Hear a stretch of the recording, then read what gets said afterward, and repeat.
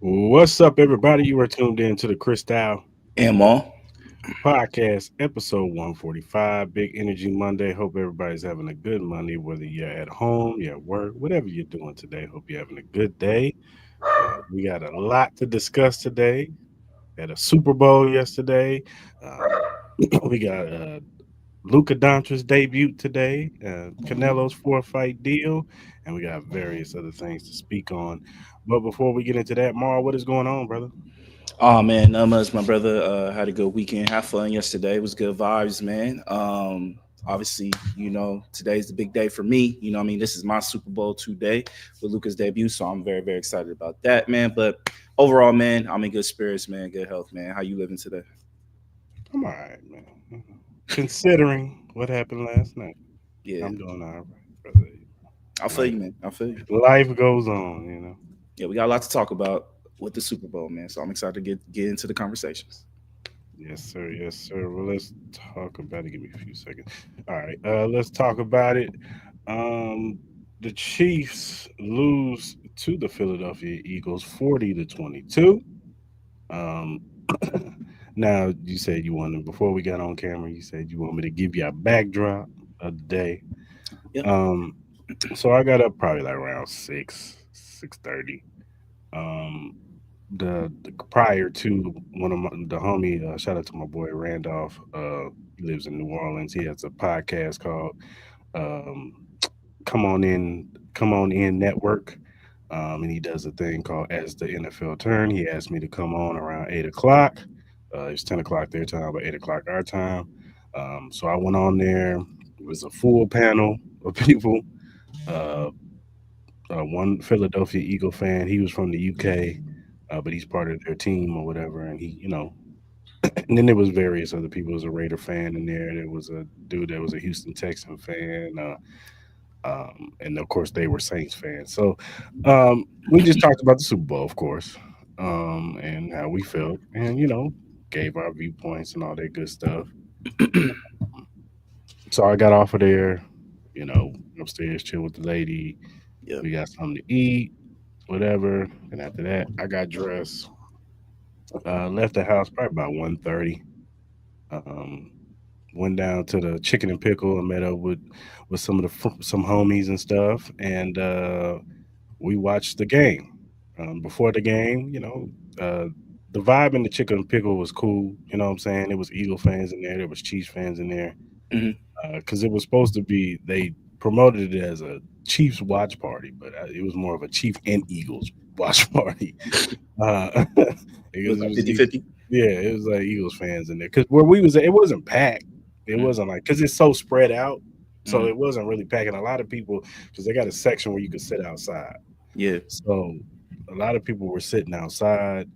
Um, they had the squares. The one thing about the Chicken and Pickle they got to get right with the Super Bowl is like the DJ. Hey, my man, if you gonna announce the raffle, do it during the commercials, man. Don't do it when the play is going on. He's stopping like I'm talking about the play is about to start, Jamal. Yeah, oh, by the way, raffle ticket 2568. Like everybody's looking around like, bro, is you serious right now? Like, Yeah. do it during the commercial, brother. I Yeah. know the Facts. commercials is popping today, but I don't care. Yeah, I feel you. I feel you on that. Yeah. What are you doing, man? I'm trying to hit a game. And you sitting up here interrupting. But anyway, so so the vibes was good going. And, I've been pretty chill for this Super Bowl.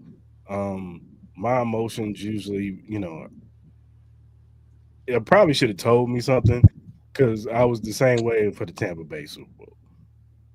I Okay. was very chill. Yeah. Like the first one, of course, your nerves is high. It's your first one. You know what I'm saying? And we don't know what to expect. Um, the first one against the Eagles, I was a little nervous. You know what I'm saying? Because I knew what that team represented. Um, and then the one last year, you know what I'm saying? I was a little nervous because our offense, as our receivers, you know what I'm saying? Even though we got by, I knew this San Francisco team was really, really good. For whatever reason, I felt I was just calm in this game. You know what I'm saying? But so the game starts. Okay. I know everybody's gonna talk about the controversial pass interference. And who's the first person to text me? Yours truly over here, right next to me. I Yeah, was. Yeah. him. He was Yeah. the first one. Y'all getting calls already. And all I told the man was if you extend your arm, they're gonna throw that. It don't That's matter good. who it is. They're Okay. gonna throw that. Okay. Okay. You call that an extension of the arm? That's Yes. is that what you call it? He extended his All right. hand into his At the end of face, the day, it didn't man. matter. At the end of the day, It go didn't. End continue up your punting story. the ball right back to him. Yeah. And we even got a flag on Trent McDuffie for unnecessary helmet to the face, whatever. Yeah. Yeah. And they Yeah. end up scoring on that drive. Yeah.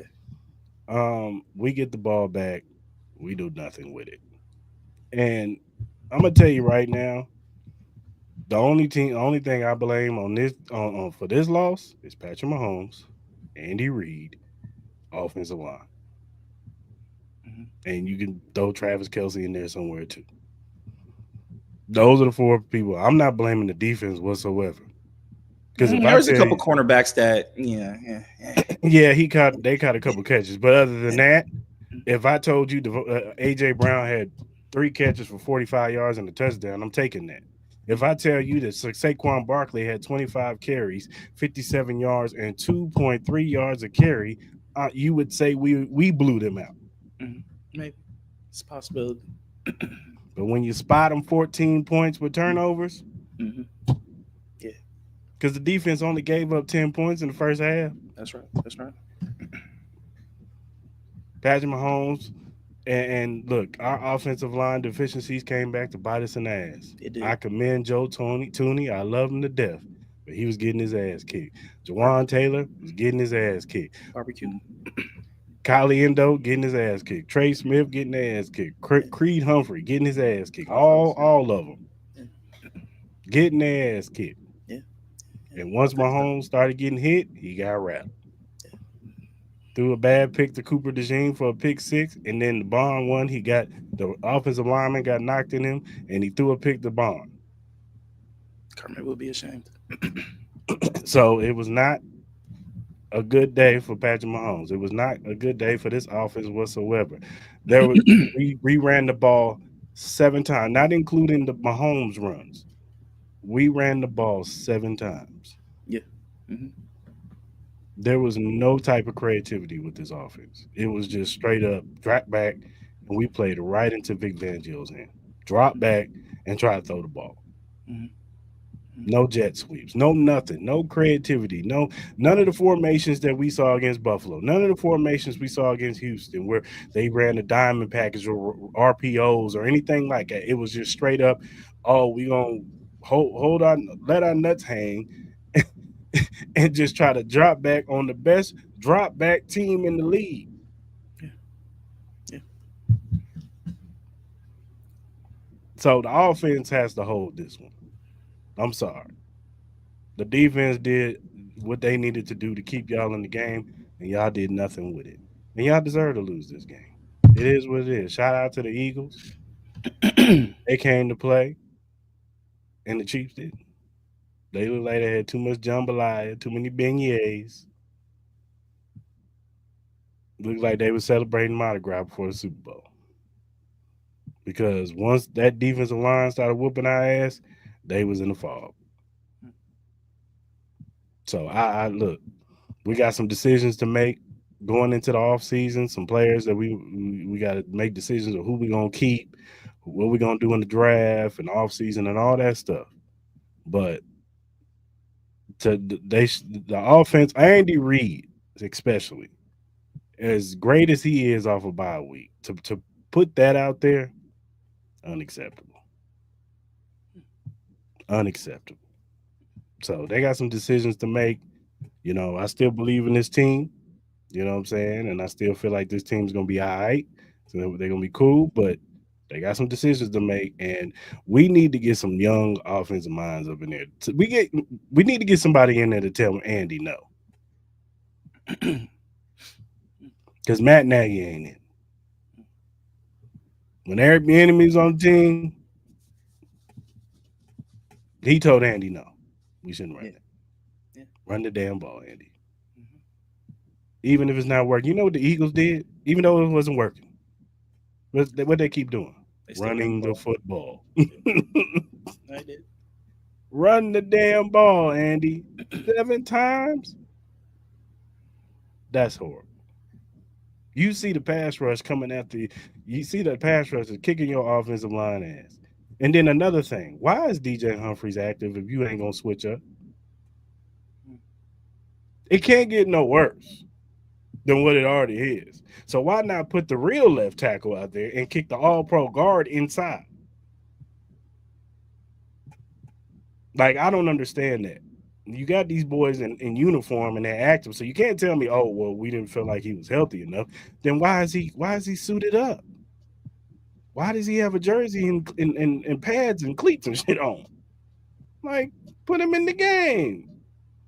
Hell, if you gotta wait till halftime, then do it in halftime. Make your adjustments, put him at left tackle, and let's go. And if we get our ass kicked again, hell, we was gonna get our ass kicked regardless. But like I said, shout out to the Eagles, shout out to Jalen Hurts, shout out to that whole organization. They're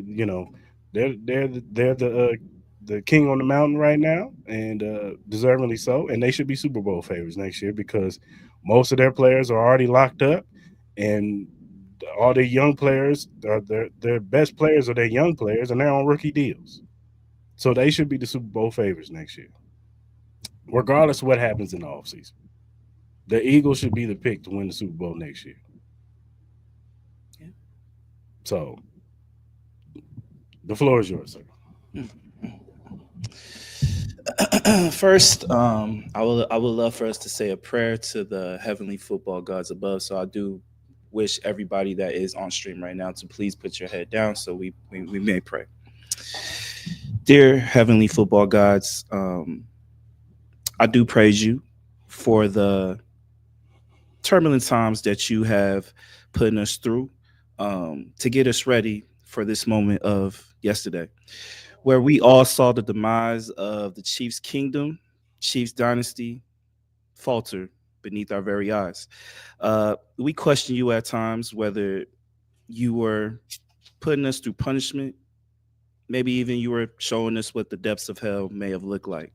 But you have pushed us through tough times, and I will never question you again. Um, Praise the football gods for giving us in NFL and all sports teams outside of Kansas City what we all have been seeking for the past couple years. Amen.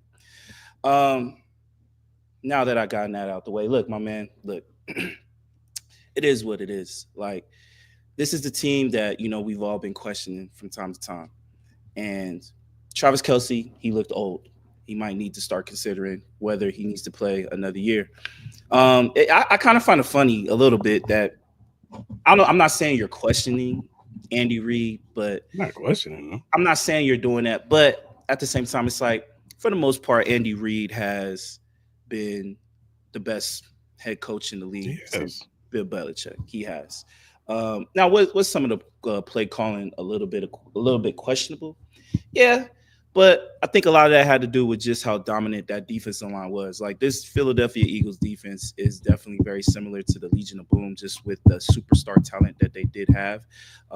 You can honestly even say this is probably even a more impressive performance than what the Legion of Boom did to the Denver Broncos a couple years. Even though, look, I'm not gonna get too much into 20 points that they scored. We all know what the real score was, and a lot of those extra points were, that came at the end were Oh, garbage. by the way, shout out to Xavier Worthy for still going out there to play. Even though it was garbage time, it still seemed look good for him to go out there and Nah, still at the end of the day, it is what it is. But a lot of those receivers that you guys had high hopes for really didn't show up in this game.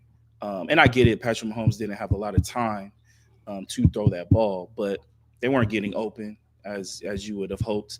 DeAndre Hopkins had a bad drop at the end of the first half that kind of solidified what the night was going to be for you guys. Um, Patrick Mahomes had a bad interception. That Cooper DeJean interception was on him. Like I get it, like the pocket collapsed, but he did what he normally does. He rolled out to his right side, and that was just a bad throw. I don't know what he was seeing. Cooper DeJean was right there. Like I don't know how you don't see that green jersey just popping out right there, and he threw it directly to him, which caused which I think that led up to it being 17-0. And then the second interception. A lot of that was from the defensive line of the Eagles for push. I think that was Joe Tooney that got pushed into Patrick Mahomes. That kind of like that threw off his balance and stuff. That kind of like got Braun. Because Hollywood was open. It was just like he was, but it was still a sketchy ball though because Braun was right there. So I don't know if it would have been an interception. It could have possibly still been an interception regardless of the pressure. But anyways, it did affect the throw. I agree with you. They didn't run the ball enough. But it was getting stopped so easily that it's like, what could you honestly do? And then you got down pretty fast, I guess. But overall, man, this was it kind of just opened up a lot of eyes of what this team really needs to get better at as far as like the Kansas City Chiefs. Like as I said before, I know you kind of disagreed with me on the sense of when I said it, but when I say Patrick Mahomes is regressing, this is some of the things that I've been seeing. Like like that interception. I'm like, if this is and I get it, Mahomes is known for throwing sketchy balls, but for the most part, man, a lot of that interception was really egregious. You know what I mean? Mm-hmm. And then there was a couple balls that were really underthrown that were pretty bad. There was one to Travis Kelce. I know a lot of people kind of blamed him for that drop. I think it was like early in the first quarter or something like that, but it was a terribly thrown ball. There was a lot of terribly thrown balls. It was. And then for Mahomes, a lot of stuff. Yeah, and then for Mahomes. And for how much Mahomes in this offense gets praised, for how much Andy Reid gets praised for play calling. Like you had 2 weeks off. It's technically like a bye week, and Andy Reid's known for being the greatest coach after a bye week. And for this team to put up 0 points in the first half, hell, he was 34-0 mid third quarter, I would assume. And it was just egregious. It was egregiously bad, but at the same time, it was excellence on that defensive side for the Philadelphia Eagles. You know what I mean? Like at the end of the day, the Philadelphia offense wasn't. I think Jalen Hurts performed a whole lot better in the first Super Bowl that they played the Chiefs in against, but then the second half, he really showed his maturity in the pocket where he kind of knew when to run the ball, when to actually put it in his own hands and actually getting his receivers an opportunity to catch the ball and get big yards, especially coming off with an instance with Saquon Barkley. He didn't really they did an excellent game plan as far as like controlling him. Like they made sure like, look, we're not going to let Saquon Barkley beat us. We're going to make sure Jalen Hurts beats us. If we're going to lose this game, Jalen Hurts is going to beat us. And you would think that, okay, the Eagles probably could have still won, but the facet of how just demolishing the Philadelphia Eagles were to this Kansas City Chiefs, I was shocked when I just kept seeing, because at every moment and every turn, I was expecting the Kansas City Chiefs to like, all right, like they're going to answer sooner or later, and then we're going to have a game. And I think it was that last drive with DeAndre Hopkins where that drive, I low-key thought it was going to be that drive where I'm like, all right, here come the bullshit, where Kansas City Chiefs are going to go bing, bing, bing, bing, and the next thing you know, it's going to be a touchdown, and then they get the ball back in the second half where it could be like, all right, like, we're going to get a game, and then, the comeback made. But it never happened.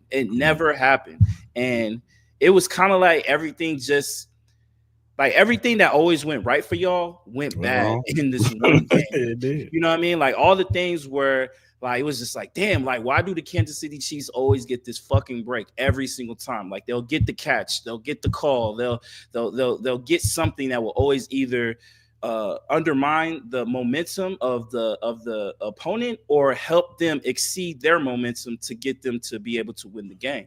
And then in this instance, it was just like everything was just like that's what I'm saying. Like that's the whole reason why I did the football guys prayer in the beginning, because not to be corny or anything like that, but that's just the reality of the situation with the Kansas City Chiefs. Everything went your guys' way to the point where people were sitting here and trying to talk about this football game. Everybody literally said it, that the Philadelphia Eagles is the most talented team on that football field. Cris Styles, one of the biggest Kansas City Chiefs fans, even admitted that on this podcast. There is nothing that you could doubt it, that the Eagles had literally the best talent on both sides of the football field. But there was always that, but it's the fucking Kansas City Chiefs, it's the fucking Patrick Mahomes, and no matter how you feel about the referee situation and all that, and I'm not even going to get into that because at the end of the day, it really didn't matter in this game. It was just that it was just always something where you figured like the Kansas City Chiefs are just gonna there's gonna just something that's just gonna go their way because it's been proven the last 4 years, literally. Like, and I get it, one of those years you guys didn't win the Super Bowl, but in a sense, everybody just had that feeling.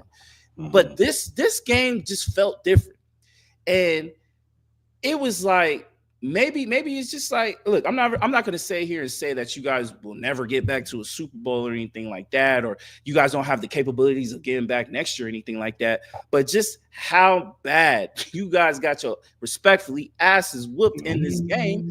It's like, it's kind of like, all right, we're done with this Chief shit. Like, now we can all go back to regular scheduled programming, and we can actually just like literally play football and not have to, because I really have this big belief like it's going to be a situation where it's going to be evenly called. It's not going to have that same kind of feel where you think the Kansas City Chiefs are going to get that NFL referee whistle where it's going to like impede momentum or give them advantage. It's kind of like it feels like we're back to yin and yang, where everything's like at center now, where it's the point where it's like we're on 11 playing field. Now, it could be a possibility where the Philadelphia Eagles could be this new dynasty, and the way they're built, yeah, it could be an honestly possibility. But there are rumors about AJ Brown potentially getting traded, like with the amount of talent that they do have. Even in this game, they was winning. He still was complaining. Still complaining. So like you got to have that. You know what I mean? Like you're gonna have to re-up on some players. I'm not really sure what the free agency thing is. I know, and Adam Schefter posted your guys' free agent list, and it's a lot of people. Maybe we can find that as we're talking about that. I'll try to see if I can find it, but maybe they might have that list. But it just kind of gives me that feel. I don't know how you may feel about it, but then the Kansas City Chiefs are gonna have to answer a lot of calls. Like Travis Kelce needs to really sit down and figure out if he wants to continue to play football, because this is the first game. And you know what? I'll say this. Like, some of your players just look old. They just looked old in this game. Like, Travis Kelce looked old. Like, I'm not gonna say Chris Jones looked old, but you know what I mean? He was going through a neck injury. I think he got hurt when they did the tush push for the first touchdown. So that might have had some effect to him. D-Hop was just a fucking no-show. The running game was completely not there. Kareem Hunt looked like he just hit a wall. Isaiah Pacheco hasn't been the same since his leg injury. So I wouldn't be surprised if they looked for a new running back. I would not be surprised about that. I know Isaiah Pacheco is one of the guys that is a free agent, I'm assuming, right? He's one of the free agents? Or is he or they have an option for him or something? Or what is it? No, I think he has one more year on his. He has one more year. Okay, so or like, you never know, they may trade him or whatever, or like or he might be like keep him, but I don't think he's going to be the guy next year. Yeah, so you would assume that they're going to be looking for a new running back, especially with the nice young running backs that are coming up in this draft.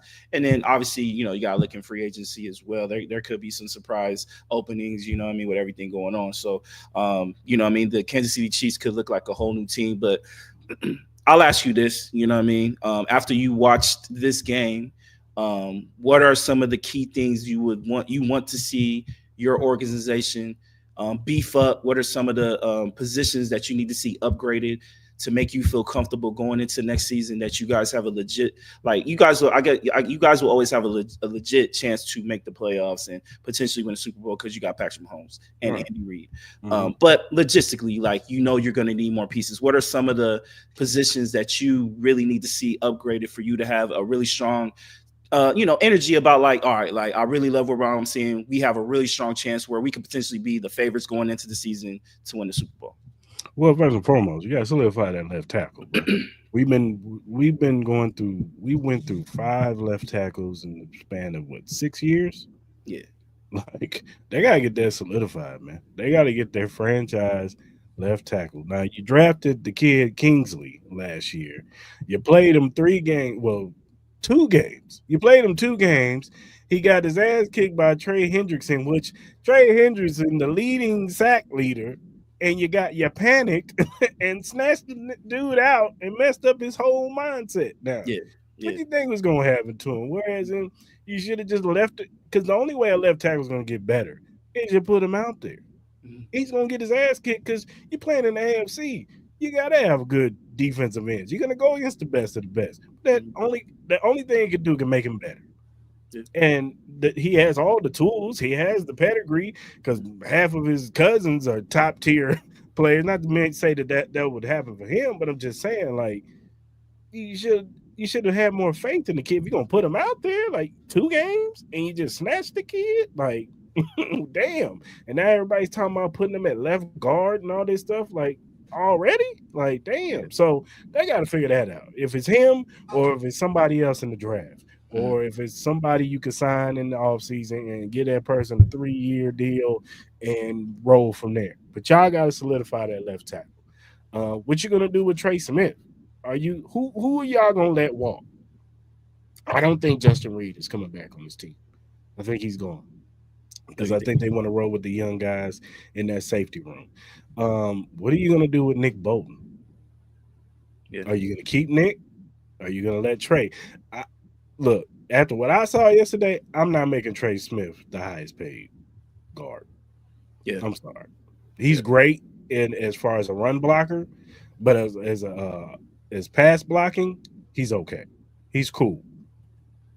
He's cool. Yeah. Yeah, Let me maybe. see. Yeah. So, Um, as far as I'm not really too much worried about the receiving core. We get Rasheed Rice back next year. Um, Xavier Worthy has shown improvements through the season. So I think we're good at the 1 and 2 spot. I wouldn't mind seeing a full season with those two with Hollywood Brown. I wouldn't mind it. Bring him back. yeah. Here, let me Um, see. This is the list right here as far as like free agency, key free agents this off season. I don't know if you guys can read that. can't see it. It's small. Here I'll read it. It's you kind of said Trey Smith, Nick Bolton, Justin Reed, Marquise Houston, DeAndre Hopkins, Charles Emmanuel, Tershawn Wharton, Kareem Hunt, Juju, Justin Watson, McCole Hardman, DJ Humphreys, Mike Pennell, But no, Samaj P. Ryan, yeah. which, I saw the video of Patrick Mahomes not dapping him up. I thought that was kind of crazy, although it was I up. think he was locked in on Kelsey so much, and his mind was Yeah. probably just messed up. So Josh Uchi, Derek there's Nandi, James Winchester, and Carson Wentz, which is like, whatever. But yeah. But yeah, I would like to bring, like I said, I wouldn't mind bringing Hollywood back. I wouldn't mind seeing a full season of those 3 wide receivers. Mhm. Rasheed Rice, Xavier Worthy at your 2. You put Hollywood Brown in there, and maybe get another guy in free agency, or you draft a guy. You know what I'm saying? I wouldn't be surprised if they bring back Justin Watson. He knows the offense. They love him. Whatever. He's a good number 4 or 5 wide receiver. Um, Tashawn Wharton, I would bring him back. I think he's very vital. You saw it yesterday in the run defense and the pass defense, but he's a very good run stuffer. I think Mike Pennell ends up retiring. He's gotten older, Mhm. so I wouldn't be surprised if he retires. I don't think McCole Hardman's coming back. Um, Derek Noddy maybe comes back because you can get him on the cheap. James Winchester is interesting. I wouldn't be surprised if he retires because he's like 35, 36. Mhm. So we might need a new long snapper. But yeah, the main ones is Trey Smith, Nick Bolton, Charles Aminiu is a big one because he's gonna want to get paid. Yeah, So we'll see what we could do because with him. what's your guys' cap? I know. It's I like think 11 I had million right that. now. It's like 11 million right now. Let me see. I So they're think I gonna have to had that. make some moves and Let me probably extend some guys. see if I could find that because I did. I remember I did have that shit. But yeah, I think the game yesterday really showed how much you guys missed Rasheed Rice. Oh yeah. Obviously, you know what I mean. He was a big loss. Mhm. I think yeah, Mark even kind of said it where obviously I think they're definitely gonna have to look at the receiver. Like, yeah, is Marquise Brown? He's gonna be there next year, right? He's a free agent. He's a He's a free free agent. agent. Okay, Yeah, so yeah, you but still got Xavier. I wouldn't be surprised if they try to like, hey man, You're come gonna back. need it because the Rasheed Rice, the suspension is coming. Yeah, He's yeah, definitely gonna get suspended yeah, beginning next year. Now it just depends on obviously the amount of the suspension, I'm assuming it'll probably be like maybe 4 games, Hmm. maybe 4 to 6, depending on Hmm. everything that's come out. Obviously, we'll probably hear more about that as you know. I think probably when we start hitting June, I think you'll probably get like an actual suspension, but. Um, now I can't find it, but anyways, yeah. So it's gonna be quite interesting to see what you guys do. I agree with you. They're definitely gonna need to beef up that offensive line. Running back situation definitely is gonna Oh, need that's to another get. thing. Running back. We need to get a look. I know Clyde didn't work out. I Well, know he did. what running back would you like to see them get? Like, would you like to see them get a power running back? Would you like to see them get like No, more I of a want third to down running do. back? Like, I what want do a you want? dude that you have to account for. I want a dude that balances this offense out. That you got to account that when the Raiders play the Chiefs, we got to know what number 20, whatever, or number 30, whatever is, because he's dangerous. And I who don't would want these you want to running see? backs to, just some dude that can just get by. No, I want balance. You got to account for this guy. That's Yeah, the problem with this offense, too. We need a more balanced attack. right. Like, if you want to do these drop backs, you gotta have a balanced attack, No, that's true. That's true. and that's the problem. We need to beef. I know. We always say, "Oh, we can get a running back in the sixth, seventh round," and some of that is true. There have been some diamond in the roughs that have come out, but I think lately, especially this past season, it's shown that you need a guy. You need that guy on this team. Lamar Jackson had Derrick Henry. The Eagles had Saquon. Hmm. You know what I'm saying? Like, Here, I'll bring up the list. So this is the list right here. As far as like this is PFF. They ranked the top free agent running backs currently right now. So number one is Aaron Jones. Number two, Najee Harris. You got J.K. Dobbins, Nick Chubb, and so those are just four of them right here. So out of those four, who would you like to see if you had the capabilities of getting any of those guys? I don't know because a lot of them dudes is injury prone, Yeah, man. yeah. Aaron Jones had a decent year. No, he He had had a a really good year. I Nick wouldn't. Chubb, I think he just needed one. I think he'll be better Yeah, next year. You if know we me, can get I'm not a and now, Najee if we Harris can guy. bring in Nick Chubb and he could be the Nick Chubb that come in, the man. You Yeah, talking about this? That would be a booster to this offense. Like we get yeah. Nick Chubbs. Oh man, y'all, everybody gonna be like, oh, the Chiefs got Nick Chubbs, and he looked like Nick Chubbs. Mm. J.K. Dobbins, like he had a really good year, He but had a obviously good he year, has a lot of but he has some injury problems as well. yeah, So if you but we, so let but me we ask got to you, get out of a. Aaron Jones, Najee, J.K. and Nick Chubb, give me your 1 through 4, like the one you want the most to the least. Uh, As far I, as with this list, obviously there'll be more, but if all things considered, let's just say we're talking about he's going to be healthy. Give me Nick Chubb, number one, of course. okay, okay, Number two, I would probably take Aaron Jones because he can catch and run. You know what I'm okay. saying? He's good at the backfield, and that's what Andy likes to do. Mhm. And probably JK, probably JK. J.K. Yeah. You don't want your boy Najee? You try to hype me up the whole. You don't want your boy. Come on, man. Come on, No, boy. You try to tell me about Najee? Like, oh no, man, here he no. come. Here he come. We don't need nobody to slow up this off. Come on, my boy. Come on, my boy. Come on, man. That's We might as crazy. well sign Kareem Hunt back. I'm trying to see, like, let me see if I can find a list of college running backs. Let me see. Give me Trayvon Henderson out of Ohio State. That's what I want. He gonna go pretty high, don't you think? I don't care. Use that early third round pick, trade back in the second, and go get him. That's how early I'm talking about get a running back. Yeah. Let's see. Let's see. Draft. Shit. Let's see. Let's see. Running back rankings.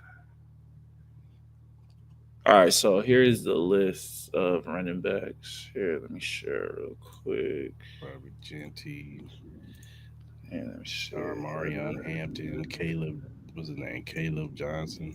All right, here you go. So we have one. We have Ashton Genty. We all assume he'll be number one. You got Amarion Hampton, Mhm. Caleb Johnson from Iowa, Trevion Henderson from Ohio State, Dylan Sampson from Tennessee, He's good. Quinshawn Judkins from Ohio State, Devin Neal from Kansas. Oh shit, what the hell? Uh, oh shit, I lost it. Let's see, where is it? My bad. Yeah, you good. This weird shit. Oh, here we go. Yeah, Devin Neal from Kansas, Cam Scatterboo from Arizona State, Khalil Mullins from Michigan, Brashard Smith from I think that's SMU, Jordan James from Oregon, and Taj Brooks from Texas Tech. So yeah, there's a slew of running backs out there. You know what I mean? Like I think Omari Hampton would be really nice with y'all. I would hate to see that. Obviously, I would definitely don't want to see y'all get either Trevor Henderson or Quishon Jenkins. Yeah. Dylan Sampson's good too. You know, No, what I mean? he's a baller. 5'11", 190. But I feel like for your offense, I feel like you guys would. I low key like look, I would hate this, but I think Quishon Jenkins would probably be the guy. I think more fit for you guys. He's 219. He's 219 pounds. You know what I'm saying? Well, he runs a 4.49 in the 40. It's not bad. The thing about it is, I like Trevor because he pass blocks, and that's what. Yeah, he probably is a better pass blocker. I've seen it. That man can pass block. I think Omari Hampton is a nice. He reminds me a little bit of like kind of like he reminds me a little bit of like. Because he's definitely a dual running back. He could definitely catch out the backfield too. That's what we need. We need a guy who got speed, who can break one. That's what we need. I say he's a 4.46. Like, you know what I mean? Like if you want speed, like obviously you got Trevion Henderson, you know, he was clocked at 4.39, Dylan Sampson 4.35. So yeah, that's what we need. You need a dude who can cut and go. Yeah. No, get to that second level and go. That can threaten. That's what we need. That, like, you know, low key for us, I wouldn't. I know people got us linked to Ashton Genty a little bit, which, you know, I would not be mad, but especially if, you know, if we get a quarterback in free agency, like if we're going to get a quarterback in free agency, obviously we know not to get away from the Chiefs, but, you know, we've been rumored with Matthew Stafford and now obviously Aaron Rodgers, which I do not want to see, and Sam Darnold. So we got to see about that. I wouldn't mind Ashton Genty if he's like I still think I would rather take a defensive player, but that's just me. But we do need offense though. Another thing I think we need to get is invest in another corner. Yeah, y'all do. Y'all, because Trent McDuffie can only do so much. Like, you know, I talk my shit about Trent McDuffie, but I came around on Trent. You know, he's a really solid cornerback. Still a little small for my taste, but you know, that's the problem. And see, this is another thing. And like, I love Spags. I'm not blaming, like I said, I ain't blaming the defense whatsoever for that Super Bowl. But I would have rather, and I know people would say, "Oh, you crazy," but I would have rather had Trent cover Devontae Smith because that's more of his size, and put Jalen Watson with a safety over the top. Here's a defensive back list. Can you read it? No, I can't see it. I'll read it. So obviously Travis Hunter, Will Johnson, Michigan, Malachi Starks, Georgia, Jahadi, Jahdae Barron. That's what I want. Jahdae Barron's nice. I like Jahdae Barron. He's cool. That's what I want. But somebody got us picking that kid from East Carolina. Siobhan Rebel. Yeah, they got us picking him. Yeah, you know, Notre Dame has a couple. Yeah. There's some good corners coming out this year. The kid from Florida State, I think I saw him get picked in the draft somewhere. Yeah. Obviously, I think Will Johnson's probably the best corner. I think Will Johnson's better than Travis Hunter as corner, but that's just me. I like Travis Hunter. It's Will Johnson. Will Johnson is he's nice. Shutdown. He's a shutdown corner, bro. He's a shutdown corner. Bro. He got to show he's good for that injury, but yeah, he's a bigger cornerback. Well, that's what we need. We need a big guy. That's what made L'Jarius Sneed so great, was that he was 6'1", 200-something pounds, and he could be physical at the line. I think Travis Hunter athletically is way better than Will Johnson as far as like, you know, coverage range in a sense, like playmaking ability. I think he could keep up with quicker, but I think Will Johnson could do that too, though. You know what I mean? So, oh my god, I hate this cock shit. But yeah, man. So no, not to shit on Travis. I think Travis Hunter, it's like 1A, 1B. Like no, I hear you. It's like picking apples and oranges. But like I seen Will Johnson like go up against like some Ohio State players, and he was locking them up. You know what I mean? He was doing some damage to that. You know what I mean? Travis Hunter, like, no offense to the conference, but I think it's like apples and oranges a little bit. But I think Travis Hunter is gonna be nice though. Like, I think he's gonna be hella nice. He's definitely one of the ones for sure. for sure. But I think people are sleeping on Will Johnson a little bit too. Well, But yeah, you can't be wrong. I'm going to be mad. Like, look, if it's Travis Hunter and Will Johnson, you can't be mad at either one. neither They're one. gonna be one of the top cornerbacks in the NFL next year. So I agree. I agree. But yeah, man, that's just some of the things we gotta look for the Chiefs. And like I said, as far as the Eagles go, they're gonna be cool. You know what I'm saying? so what They do you just think gonna about? I know we're going to talk about Jalen Hurts here in a little bit, so we'll save that. But what do you think about where this puts Nick Sirianni at? You know what I mean? As far as like rankings of the top tier coaches. Obviously, he's going to be asking for a new deal. I think next year is his one. I think he's on his last year next year, so we expect him to get the re-up. Where would you put him at as far as like the totem pole for current NFL coaches? Yeah, I mean, you got to put him up there high, man. I mean, he might have put himself in the top five right now. I mean, at least top five. Two Super Bowls in 3 years. I mean, it's not like they didn't go to the playoffs last year. They Yeah. just had a lot of unfortunate things happen last year. You know what I'm Mhm. saying? It was just like, I don't know. It was just some toxic energy that went on in that team, and it just kind of came out. Same thing this happened this year, kind of too. Like it was some toxic energy. It was just they were winning games. You know what I'm saying? And then you add Saquon to that formula. They just had more success this year. And it led to, and their defense was 10 times better this year. Like last year, their defense was horrible. You know what I'm saying? Especially their secondary. So they beefed up their secondary, and their defensive line, showed up. So um, you got to put Nick Sirianni as a top five coach right now. I don't know where in the top five you would put him, because I don't know who you would take him over. Like I don't know if you take him over Sean McVay or Well, let's do it right John now. John Harbaugh or Let's you know what, it wasn't on the docket, but fuck it. Let's play a little game.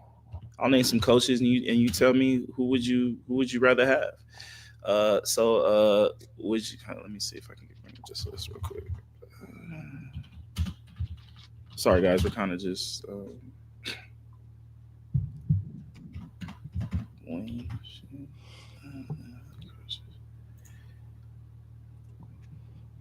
All right. Would you have him? Would you take him or Sean McDermott? you got to put Nick. You got to dance twice. Yeah. Him or John Harbaugh? I'm gonna take John because of longevity. He's been Okay. there long. He's done it. Him and Sean Payton. You always know how I felt about Sean Payton. Even though he's proved me wrong this year. I'm gonna take Nick right now because this version of Sean Payton still has a lot to prove without Drew Brees. Okay. Okay. What about him or Dan Campbell? I'm taking Nick. All right. Him or Pete Carroll? Now I'm taking Nick. Pete, he older. And, I he feel ain't you. I had feel you. it. We got to see what's up. We got to see what's up. Yeah. We got to see what's up. Jim Harbaugh or him? So that's a tough one. See, that's difficult because it's Jim's first year with the Chargers. Yeah, but we know what Jim Harbaugh is about, though. No, We I'm know saying eventually he's going to make a Super Bowl with that Charger team. I You know it's agree, going to but happen. we still got to see it. But Yeah, for sure, for it's sure, hard for for me sure. to judge that right now. Like unless you're gonna, I mean, we could judge it off the San Francisco years and whatever. But still, let me. I'm gonna take Nick right now, but it's like let's put a pin on it. We could revisit this conversation type deal. Right. All right.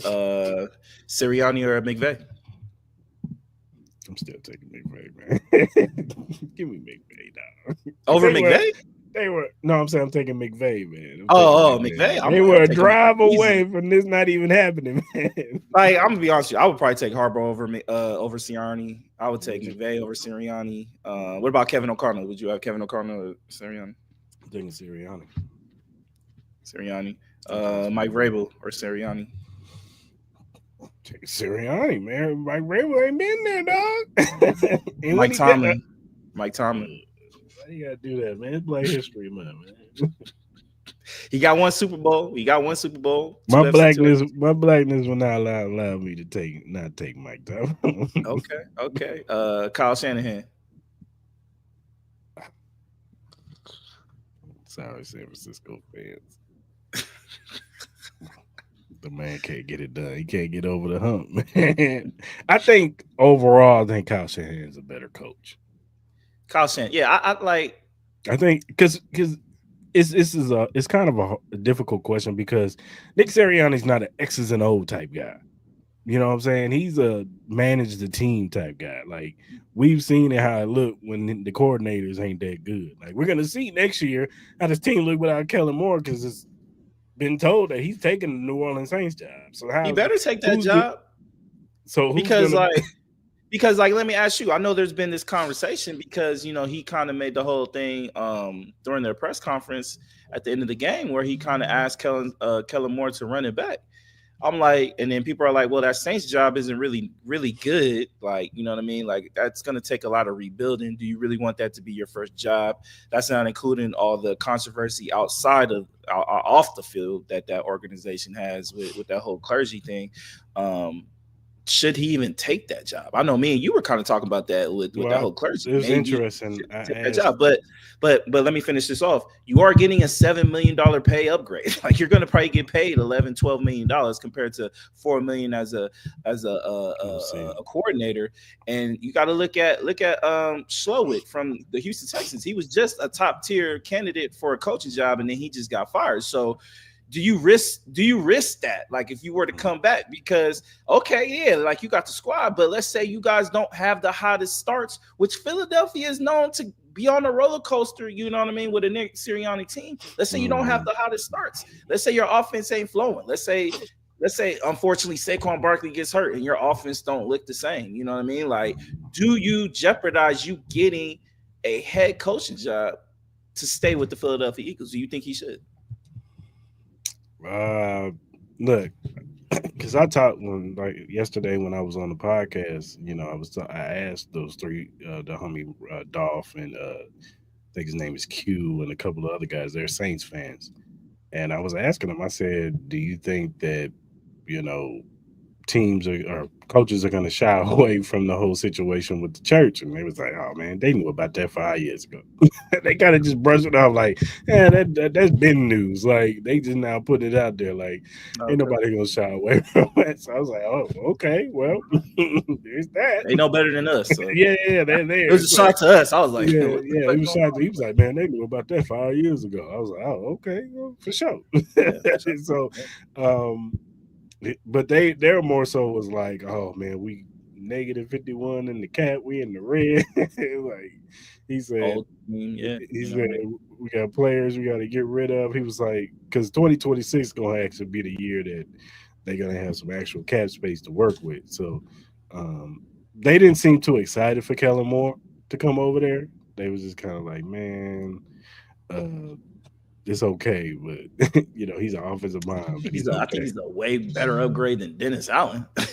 I agree with that. I think he's way better than Dennis Allen. No one like that. But yeah, I would agree with you. I would take the job, bump it. Yeah, I think you. Even with all let's say even with the clergy situation, I kind of I get it. It's a tough situation, even though they said it's been 5 years. They've known it. Like, obviously, it was my first time hearing about that whole situation. But regardless, it's hard to walk away from a $7 million pay upgrade. So, like, you're not just gonna say no to that, bro. And I don't care if it's me coming back to Philly, unless if you're willing to pay a coordinator like $8-9 million, it's not gonna happen, bro. I'm about to dip out, bro. And the New Orleans Saints job, the thing about it is he got to get his quarterback right. Look, get rid of Derek Carr. You think they keep Derek Carr? You think if Kellen Moore gets that job, you think they keep Derek Carr? Get rid of Derek Carr. He's not it. He is a backup. As a stopgap. Like you'll probably like draft a quarterback. I don't see them unless if you're gonna try to swing for like Aaron Rodgers or something. But that's not a win now team though. It's not a win now team. So you don't want somebody like Kellen Moore can't control. or maybe they should go maybe they should go call the Patriots and see what's up with Joe Milton or something. Something, man, but he can't go with Aaron Rodgers. Aaron Rodgers look at you like, man, I'm older than you, dog. Get away from me. Maybe Sam Darnold. I don't know if they could do that. Maybe Sam. I don't know if Sam Darnold would want to go there. Yeah. I think Sam is kind of at a space now, like, oh, this is what it looks like to have a team around me. I don't want to go back to purgatory. Nah, yeah. Even though they're as much as we talk trash about, they do got some offensive weapons over there. You still got Kamara over there. You still got He out, bro. He out, bro. He is not coming back. but He's old. He's an old running back. but he looked good when he was in there. He was there. He didn't look old. Like he I just don't know, man. I think they just re-signed him to a 2-year deal. yeah, but he has one more year. They can either trade him or release him. Probably, I would assume that contract probably ain't that bad. If they're gonna do it, then they would trade him. But um, you still got Rashid Taheed. He showed improvement. He showed that he's No, a I like really good wide Rasheed. receiver. Taysom Hill he's I He's love Taysom Hill, but he's too injury prone. I'm I like actually like the other tight end that they Chris didn't Olave use. has concussion problems. He You does. have that defensive line is old. The linebackers is old. Marshawn Lattimore is no longer there. Like, what do you honestly have that is I a think they building do block got a for that corner team? over there that's really good though. I forgot his Who? name. Forgot his name. I don't know. I don't know. But they definitely got to do. I'm not sitting here saying that the Saints are going to make the playoffs or anything. No, I'm not I'm saying just you saying. are. I'm just saying like they got some stuff they can work with. They just got to get that quarterback right. That's what they need to get right. They need to figure that part out. And then maybe if they get a stopgap and wait till the 2026 draft and go get Arch Manning, Congratulations, Saints fans. Gardner Drew Minshew will Aller, be your new Drew quarterback. Aller, or somebody like that. Drew Aller ain't gonna be there. He gonna be at Penn State. No, I'm saying like wait to the following, not this year's draft, but Following year, I wait to think their next year's ultimate draft. dream will probably be Arch Manning whenever he's available. You know what I mean? Like, you have the Manning connection with the Saints organization. Well, of course, his grandfather. Grandfather used to be there, so you have that. So I wouldn't be surprised if they would be in play for that situation. Like, that's what I'm saying. Like, you have some top tier quarterbacks that are going to be coming out in the next couple of years. Like, to me, this is a situation where you blow this team up and you just be like, look, yo, talk to your fans. Like, yo, this is what we're doing. We are blowing this team up and we are rebuilding this from the bottom up, from coaching staff to GM, whatever the situation may be. Start with the O line this year. Start with the O line and D line this year, and then work your way out. And then, yeah, we're gonna have some bad year. We're probably gonna we're gonna be the worst team this year. We're gonna try to be the worst team this year. This is the fact. Like, we're gonna try to win, but most likely we're not gonna be good. That second year, where we might have an opportunity, like, I don't know when Arch Manning can come out. I don't know if it's the following year or the year after that, but or even a Drew Aller He's a or junior next year, right? oh, so he can come out next year. Yeah. Then. All right, so like, get ready for next year. Try to. We're gonna be bad, but if we can get Arch Manning, get the number one pick next year, then that's what we're gonna do. Like, and then I think New Orleans Saints fans will be happy with that. I mean, all right, we can get through a terrible year. Like, we know we're gonna be bad, but we see a silver lining down the end of the road. Now, is it guaranteed? No. We've seen the NFL and how the draft orders played out, and like, we saw it this year. There was a whole bunch. There was a lot of terrible teams this year, and it was literally by percentages on how the order was pretty much laid out. So I learned a lot during this process this year with the draft. So and how it's all organized, but at the end of the day, man, like, they got to just tank, bro. Don't take no chances in trying to be some 500 team that it doesn't get you anywhere. Trust me. I know, as a Raider fan, like, that's why I get mad every year, because it's like, what's the point of winning meaningless games when you can't better your team? You know what I mean?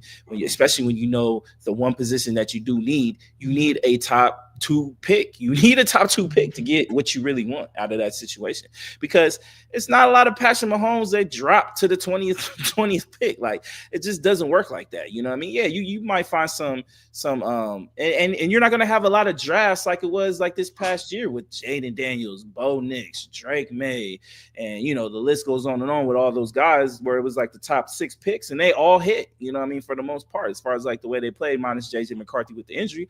But a lot of people, minus me, assumed that he was going to play pretty good this year. You know what I mean? So,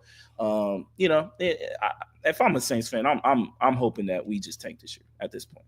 Yeah, but back to the Eagles, that's going to be a question next year. Like, what I'm saying, and we could bring it. We could segue to this conversation of who has the better chance to make the Super Bowl. regardless of what happens to Kellen Moore, I will still pick the Eagles only because of the conference they are in. They're in the NFC.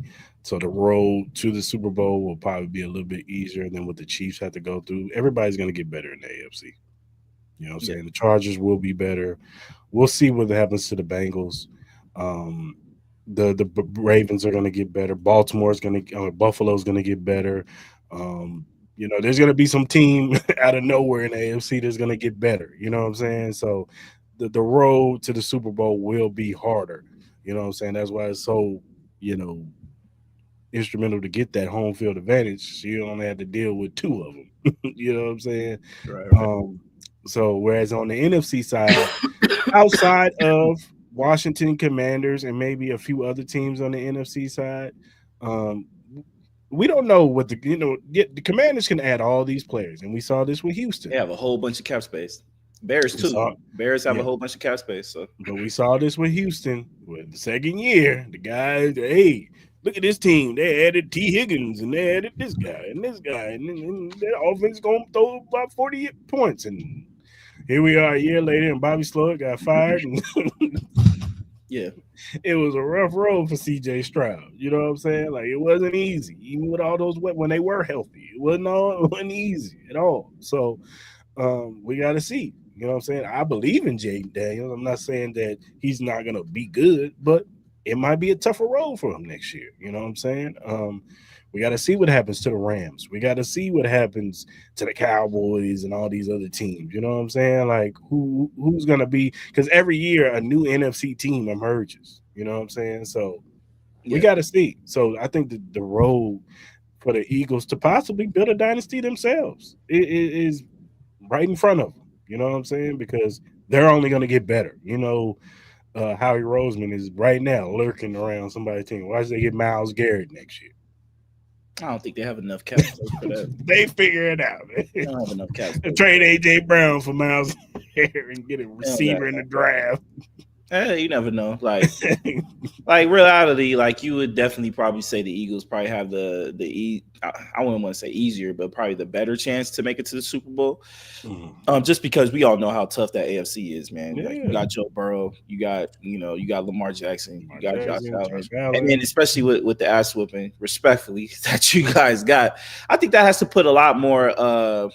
It's kind of like the blueprint. It pretty much gave them the blueprint on what they really need to do and how Yeah, to defeat this team. You got to beat them up at the line. If you beat them yeah. up at the line, the Chiefs crumble, and it's just the way it is. And I think that was with majority of teams. You know what I mean? You got to dominate the line.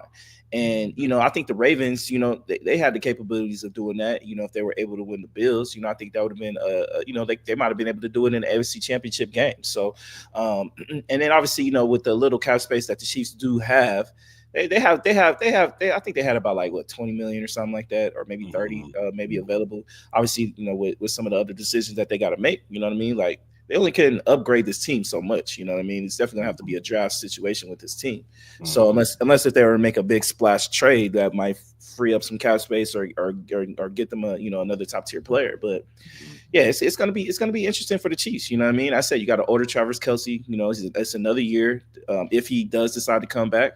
You even talked about maybe a couple players maybe potentially retiring and stuff like that. Nick Bolton, if he's ever going to come back, like there's a lot of questions on that Chiefs side compared to the Eagles. Like I think this is going to be the team that they have minus I think Graham, he's probably going to retire. Obviously, AJ Brown is going to be another big story going into the offseason. Even with the win, I mean, I think that's just a conversation that you're going to need to have, especially with all the I wouldn't say off the field, but just the antics on the sidelines. You know what I mean? But I feel like Nick Sirianni loves that shit, so I think he would want to keep him, especially Mhm. since they wanted. I think it would be more. Sorry to be so long, but I think it's probably going to be more probability that they probably do keep him since they won a championship. I think if they were Eagles would have lost, I think AJ Brown's gone. I think AJ Yeah, I Brown's agree. gone. I agree. I agree. I agree. All right, man. Let's talk about the halftime show. Yeah, let's do Kendrick Lamar halftime show. it. There's a lot of mixed emotions about this halftime show. There's people who loved it. There's people who said it was mid. Some people say it was trash. Um, I'll start with you first, man. How did you feel about the halftime show? I loved it. I loved it. From the start of like he started off with whacked out Mura's intro, and then we finally got the GNX teaser. I mean that was the song that kind of announced the album last year. Mm-hmm. Uh, I thought that was really good as far as like us getting an extended teaser of that song. Obviously, we didn't get the whole one. Then they went into the Squabble Up. Then we got some of the old classics like Humble DNA. I was surprised at Euphoria. I was not expecting Euphoria to get played, but I did love it. I love the version of Man at the Garden where they had everybody underneath the light pole and stuff like that, and then low key. I thought the highlight to me was Peekaboo. I love that segment of the. I Mm-hmm. love that when they're obviously he had the whole PlayStation controller layout. I thought that was like kind of like a dope concept because he always talked about keeping this as a sport. It's just of that sense. And I thought it was amazing. I love the Peekaboo segment. I thought that shit was hot going into the scissor part where we got Luther and then all the stars, and then obviously it went into Not Like Us, which I loved, and then obviously TV Off. I loved it. I mean, everybody that I seen that didn't like it was either a Trump supporter or a Drake fan for the most part. I know a lot of people have been trying to post videos about people didn't like it. Everybody that you posted a video of was white, unfortunately. So it's like I don't really have a purpose for that. It really doesn't move me because at the end of the day, it wasn't meant for them. It was meant for people like us. The messaging was dope. I thought, at the end of the day, Kendrick's a rapper. You know what I mean? It's not like he's Beyonce where he's going to be out there doing pirouettes and splits and shit. You know what I mean? Like he's a rap artist, and it's like you got people talking about like, oh, I would rather see Drake there or Lil Wayne. And I'm be honest with you, like I've been to a Drake concert and they're cool, but Drake up there giving you fucking motivational speeches like half the fucking goddamn like show. Like his stage presence isn't the best. He ain't over there doing shit either. And then Lil Wayne, like we saw his live performances, they wouldn't have been great. So, and I get it. People are like, yo, where was certain songs that that are more mainstream? But people got to realize he just did a Super Bowl show a couple years ago in LA where he did all those songs. You know what I mean? So he's trying to go more into his new stuff while still giving you a little bit. He only had 13 minutes. And then just for what he did, I thought it was amazing. So I don't understand the hate on this. You know what I mean? I get it. People are always going to be split with this Drake and Kendrick shit. And you got people, on the timeline talking about like, oh, this isn't gonna make me stop listening to Drake. And you got Drake saying like the beef ain't over and all. No, it's over. And then at the end of the day, people who saying that I'm not gonna stop listening to Drake, this battle wasn't meant for you to stop listening to Drake. And that battle wasn't meant for that. You could me and Cris have even talked about it. We've all asked, all I asked Drake to do was just sit down for a fucking year and then bring back some heat. I'm still listening to you, bro. I still listen to my Drake shit. But at the end of the day, with this battle, Kendrick won. And he just showed what real hip hop was. And then for the white folks who want to trip about it, I'm like, bro, I'm sure your time's gonna come because I'm gonna tell all my black folks right now, right here, who've been bitching, the few of them who've been bitching and complaining about this halftime show, which I thought was a 10 out of 10. I'm not saying it was up there with like the Prince shit or some other shit, but I fucking loved it. It's top tier for me. But hey, you better appreciate that fucking show because I'm gonna be honest with you. With Trump being in office, I wouldn't be surprised if he signed an executive order where he don't want none of us Negroes on the Super Bowl stage. And then you already got the likes of Morgan Wallen trending and a lot of these country artists trending. Don't be shocked next year when you see a Taylor Swift or you see a Morgan Wallen or you see like fucking Kid Rock doing a goddamn halftime show, and then y'all are like, oh, what nobody want to see this bullshit? Yeah, no one want to see Morgan Wallen, but I guarantee you they probably gonna go through that shit because everybody talking about like, oh, Chris Brown should have the stage. Yeah, Chris Brown would be a fucking amazing fucking show. He really deserves that shit. Yes, Kanye West deserves to have a Super Bowl halftime show. But let's be honest, Kanye West ain't never sniffing a Super Bowl halftime show, especially with all the bullshit that he did. Like he did a lot of bullshit before this. Jay-Z ain't gonna put him on that stage. Jay-Z ain't gonna do it. Chris Brown Like, I think people should be over the Rihanna shit. Like, even Rihanna has fucking apologized for him that shit. I think Chris Brown has been nothing but stellar. Like, yeah, everybody has their little demons and shit. But for the most part, Chris Brown has been a great father to his kids. He's given us great content, great bodies of work of music. I think Chris Brown should definitely be one of the next ones to get it. I know Travis Scott kind of put his hat out there of wanting to be. I think Travis Scott does deserve it. He does a lot of stadium. I think those two guys really deserve it. I think those would be dope. Me personally, I would probably put Chris Brown just based on his legacy and what he's meant to the R&B and just the music world. And he's one of the greatest of all time. Chris Brown is one of the greats of all time. And if he didn't go through what he went through with Rihanna, he made a mistake. I think Chris Brown would have been on the same level as a Michael Jackson. Like, he was heading towards that. He was heading towards that shit. He could have literally been the biggest R&B artist of all time. And he kind of low-key still is. If you compare his body of work compared to others, it ain't even low-key close. It ain't even low-key close. I know a lot of people like to compare him to Usher, but I know Usher has a nice body of work, but when you compare his to Chris Brown, I'm sorry, it does not compare. He has really, you could disagree, my brother, but we're going to start putting bodies of work. I'm telling you, I'm being honest with you. Like, Usher has 8701 and Confessions, right?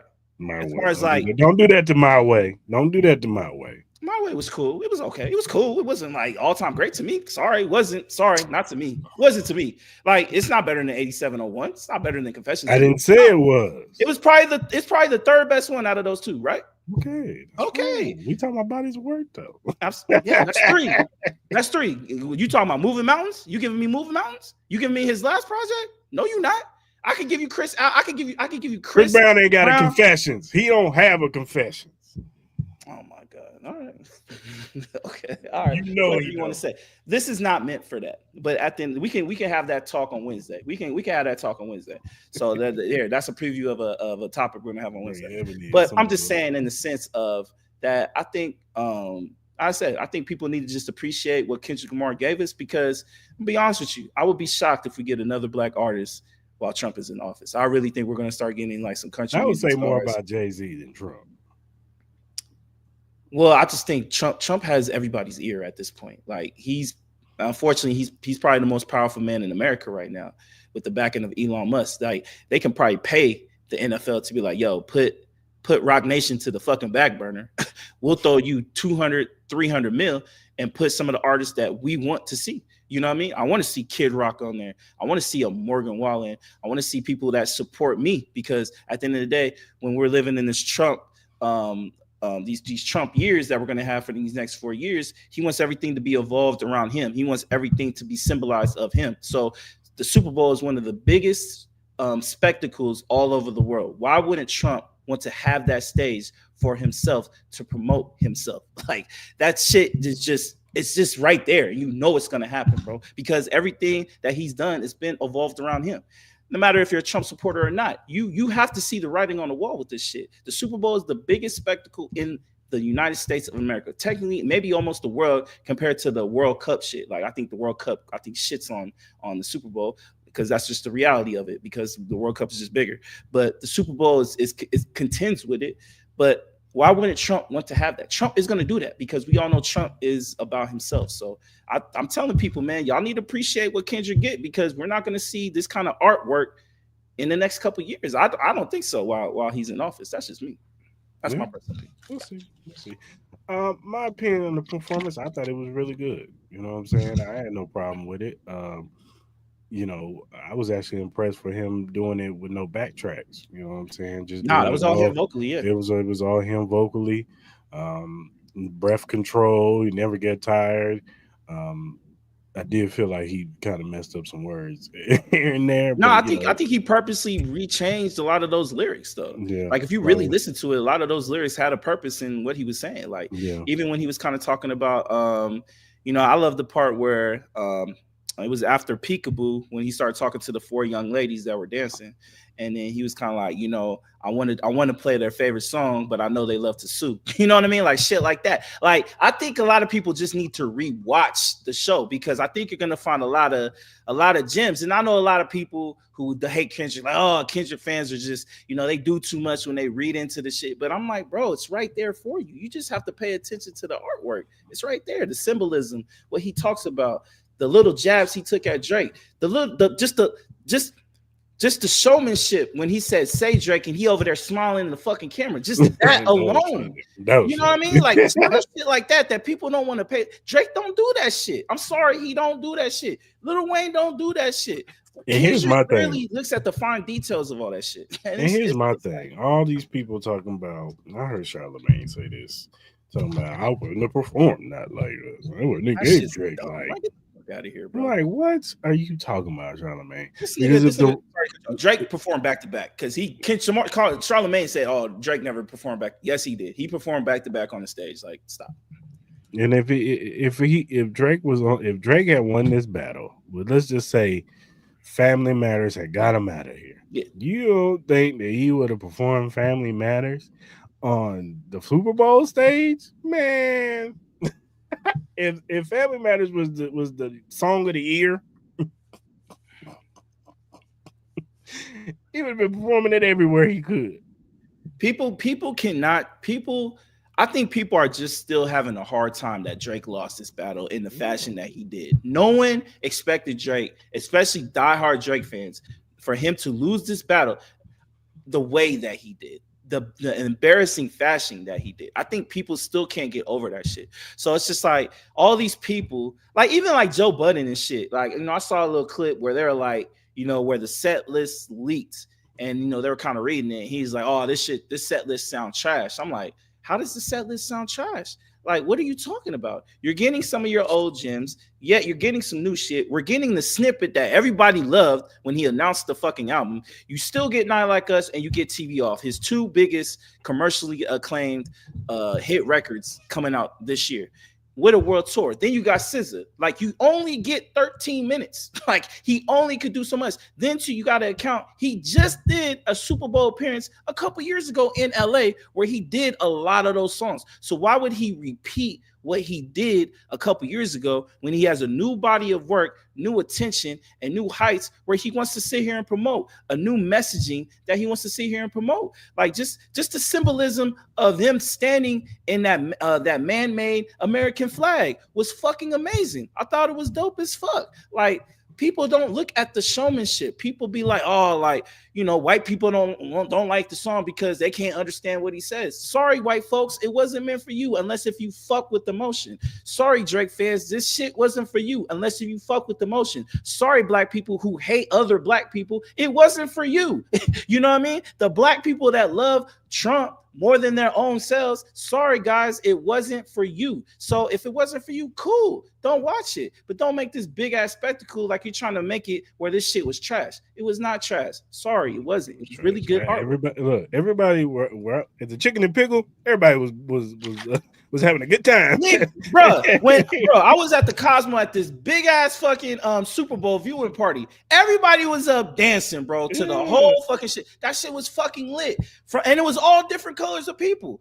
You know what I mean? Like, people love that shit. Like, yeah, if you're an 80-year-old white man, I don't expect you to be dancing to fucking goddamn kids. And then number two, I know we're gonna move on from this shit. Mm-hmm. A lot of people are bashing, saying like, oh, Kendrick Lamar, bro. You had the same thing with the Weeknd shit. You had the same shit with Beyonce. You had all that shit, and it's like when people be like, oh, like people don't want to see that pro-black shit and da da da da.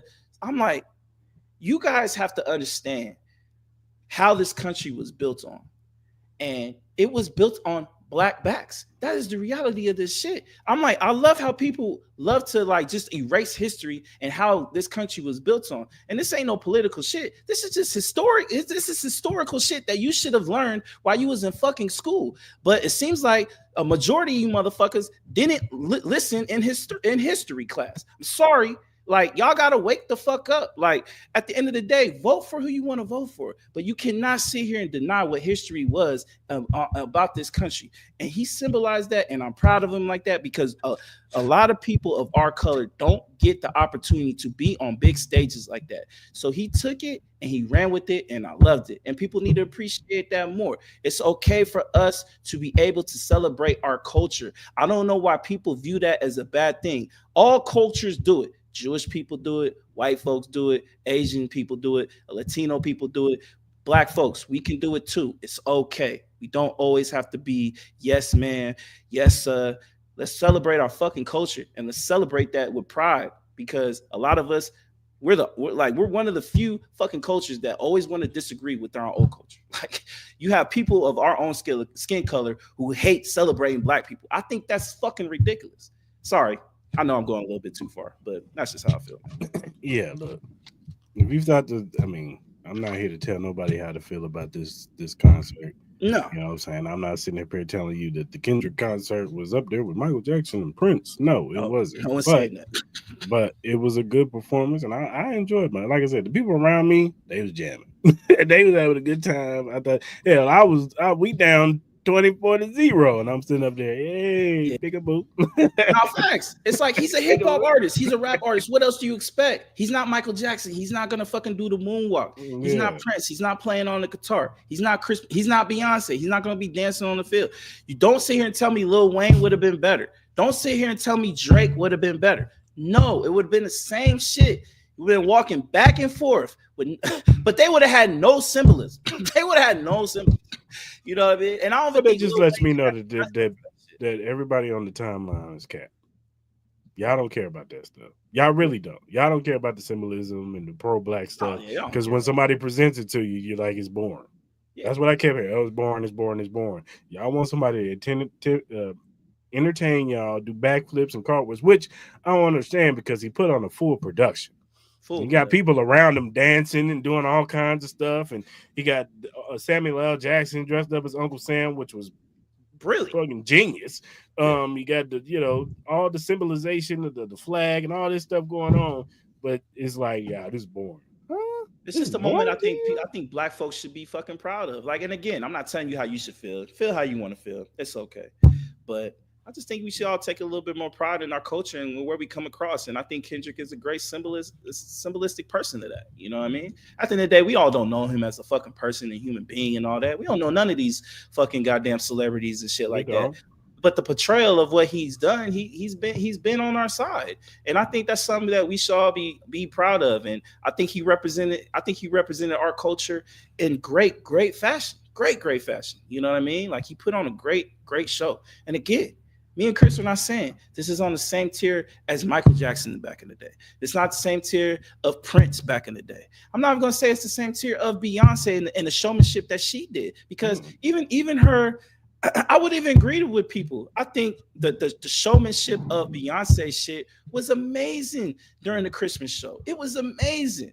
You know what I mean? Because she's gonna do more. She's more of that. Like, rappers, you're just not gonna get that. And I think for what Kendrick was able to do, I thought it was amazing. I think we need to give him all credit. Don't sit here and tell me that set list was trash. Sorry, that set list was fire. It was really, really good. And we got everything that we needed to do. We got some old shit. We got some snippets of some new shit. We got some dope undercut shit that a lot of people weren't expecting with Peekaboo. And the way he did that, I say that was probably the best part of the whole shit, even more so than Not Like Us. Just the showmanship of that, when you saw all those gentlemen, all those dancers and shit, and just just the whole embodiment of that. It was just dope. You know what I mean? Going into the whole, like, I want to feed y'all the song that y'all want to hear, but I'm gonna keep it slow. And then you got Samuel L. Jackson, feeding into that whole stereotype where he was just like, oh nah, don't be too ghetto, don't be too loud, don't be too this. You know what I mean? I thought it was just great symbolism all over the board, man. And I know people get tired of that with Kendrick Lamar, and people talking about with Kendrick Lamar. But at the end of the day, man, I hope, obviously we got the tour coming up. I'm really excited about the tour. But hopefully, man, people can just move on from this. I know Drake is supposed to be releasing his Party Next Door album. And after the day, you know what I'm going to say? I hope that shit is good because I like Party Next Door and Drake songs. And I really hope it's really dope and really good and not the same Drake and Party Next Door shit. Hopefully, it's some really good shit that's supposed to, I think, come out this week. So hopefully, it's really good. You know what I mean? Like, at the end of the day, I like Drake's music. I really do. He just lost the battle and it's okay. We can move forward with that. And then, if he's going to sue again, I think that is just another bad look. But I think everybody needs to just fucking move on. I think academics need to stop talking about this shit. We're over it. Joe Budden and all them, move on. We're over it. Even us, I don't want to talk about this Kendrick and Drake shit no more. I would rather talk about them individually without them being combined together. I think we need to stop that. I think everybody needs to stop that. I think we just need to look forward to more Kendrick dope shit with hopefully he drops some new music. I was surprised he didn't drop a deluxe, but we got the tour coming up, and then we could all hope Drake and Party Next Door album is really good. And he could drop us some dope shit. We could just move fucking forward and get over this because this is overdue. Yeah, I agree. All right, man. Let's go into some boxing, man. Canelo Alvarez. Now there was some controversy over the weekend. First, he said he signed the deal with the Terrence Crawford fight. Then it was announced by Ring Magazine that it was canceled. And then we was hearing reports that he had signed a deal. Eddie Hearn talking about he signed a deal with Jake Paul. And me and Maul was ready to pounce on Mr. Canelo Saul rivalry. We was about to dance on him on Monday. Oh boy, it was about to be Ventrall and Venom towards his way. But shout out to the excellency, the Turkish, my guy over there, making deals. Signed him to a 4-fight deal. He will be fighting on Cinco de Mayo, May 4th, May 5th, May 4th, against William Scroll. That will be his first fight. And then in September, for Mexican Independence Day, he will be fighting Terrence Crawford. And then he'll have some fights. He'll have a fight set up in February of 2026 and another fight in October 2026. Ma, how do you feel about this 4-fight deal? I'm gonna give Canelo credit, man. Number one, I'm gonna give my Hall of Famer. I'm gonna give him all the credit in the world. If it wasn't for him, this isn't possible. I told y'all. I know a lot of y'all clowned on him getting that Hall of Fame in 6 months of him being involved in boxing, but I've been proven right. He deserves this shit, and everybody needs to back that. We all need y'all. Everybody who doubted his Hall of Fame inductee, you need to apologize to the great one because he's the one that's given us all these great fights. Nah, man. At the end of the day, man, I'm a salute Canelo, man. I was about to go ham on this motherfucker for accepting that Jake Paul shit, and I know we're gonna that whole Jake Paul shit. I don't know why Jake Paul is kind of like going all these rounds and doing Canelo shit, bro. At the end of the day, bro, thank God he's not fighting you, bro. Just move forward. You should be wanting to do like a rematch with what's his name, Tommy Fury or some shit. The guy that whipped your ass the first time. Do a rematch with him. But I know Canelo announced his first fight in May. I don't know who the gentleman is. It's like I forgot his name. It's William Scroll. He's a black dude. Yeah, I know he's a black dude, but I've never seen him fight. I'm not gonna 20-0, I think he is. Yeah, I'm not gonna pretend like I've seen my man fight. I don't know if it's gonna be a good matchup. I'm assuming this is kind of like just like a warm up to the Crawford fight, which is the one I'm looking forward to. I think Crawford said he's not gonna fight. I think he said he's just gonna wait until September. So he's gonna wait. So I don't know how that's gonna be. Like, I would love to see my man get in the ring and try to, get a little warm up match and shit because he does this.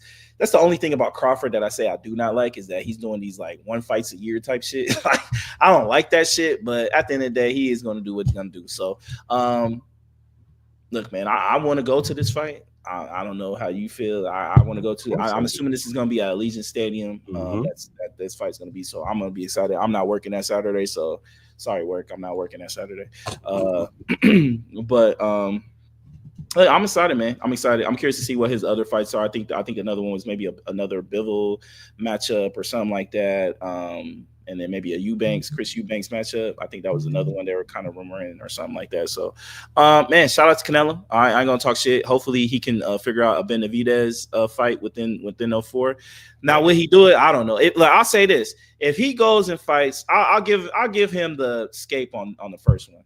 But if he goes and fights, let's say if he does a run of Crawford, Bivol, and then a Benavidez for his last fight, I ain't gonna talk shit about Canelo no more. I won't. I won't. I'll be like, all right, brother, you shut me the fuck up. You're good. You're good. No matter if you win or lose, I will shut. I will shut up. So, hopefully we get that. But I don't think we'll get the Benavidez fight. But you never know. We'll see. Maybe the Turk can pay him a lot of money for it. Yeah, we'll see. They'll have to fight at 175. Yeah. What are your thoughts? What are your thoughts about it? Oh, I think it's great, brother. I think it's really great. Like you said, the William Scroll, whatever, he threw a tune-up fight. We knew he was going to take one. But the Crawford fight is what we wanted to see. And he stepped up to the plate and signed the deal. He knows that that Crawford fight right now is going to make him the most money right now. 100%.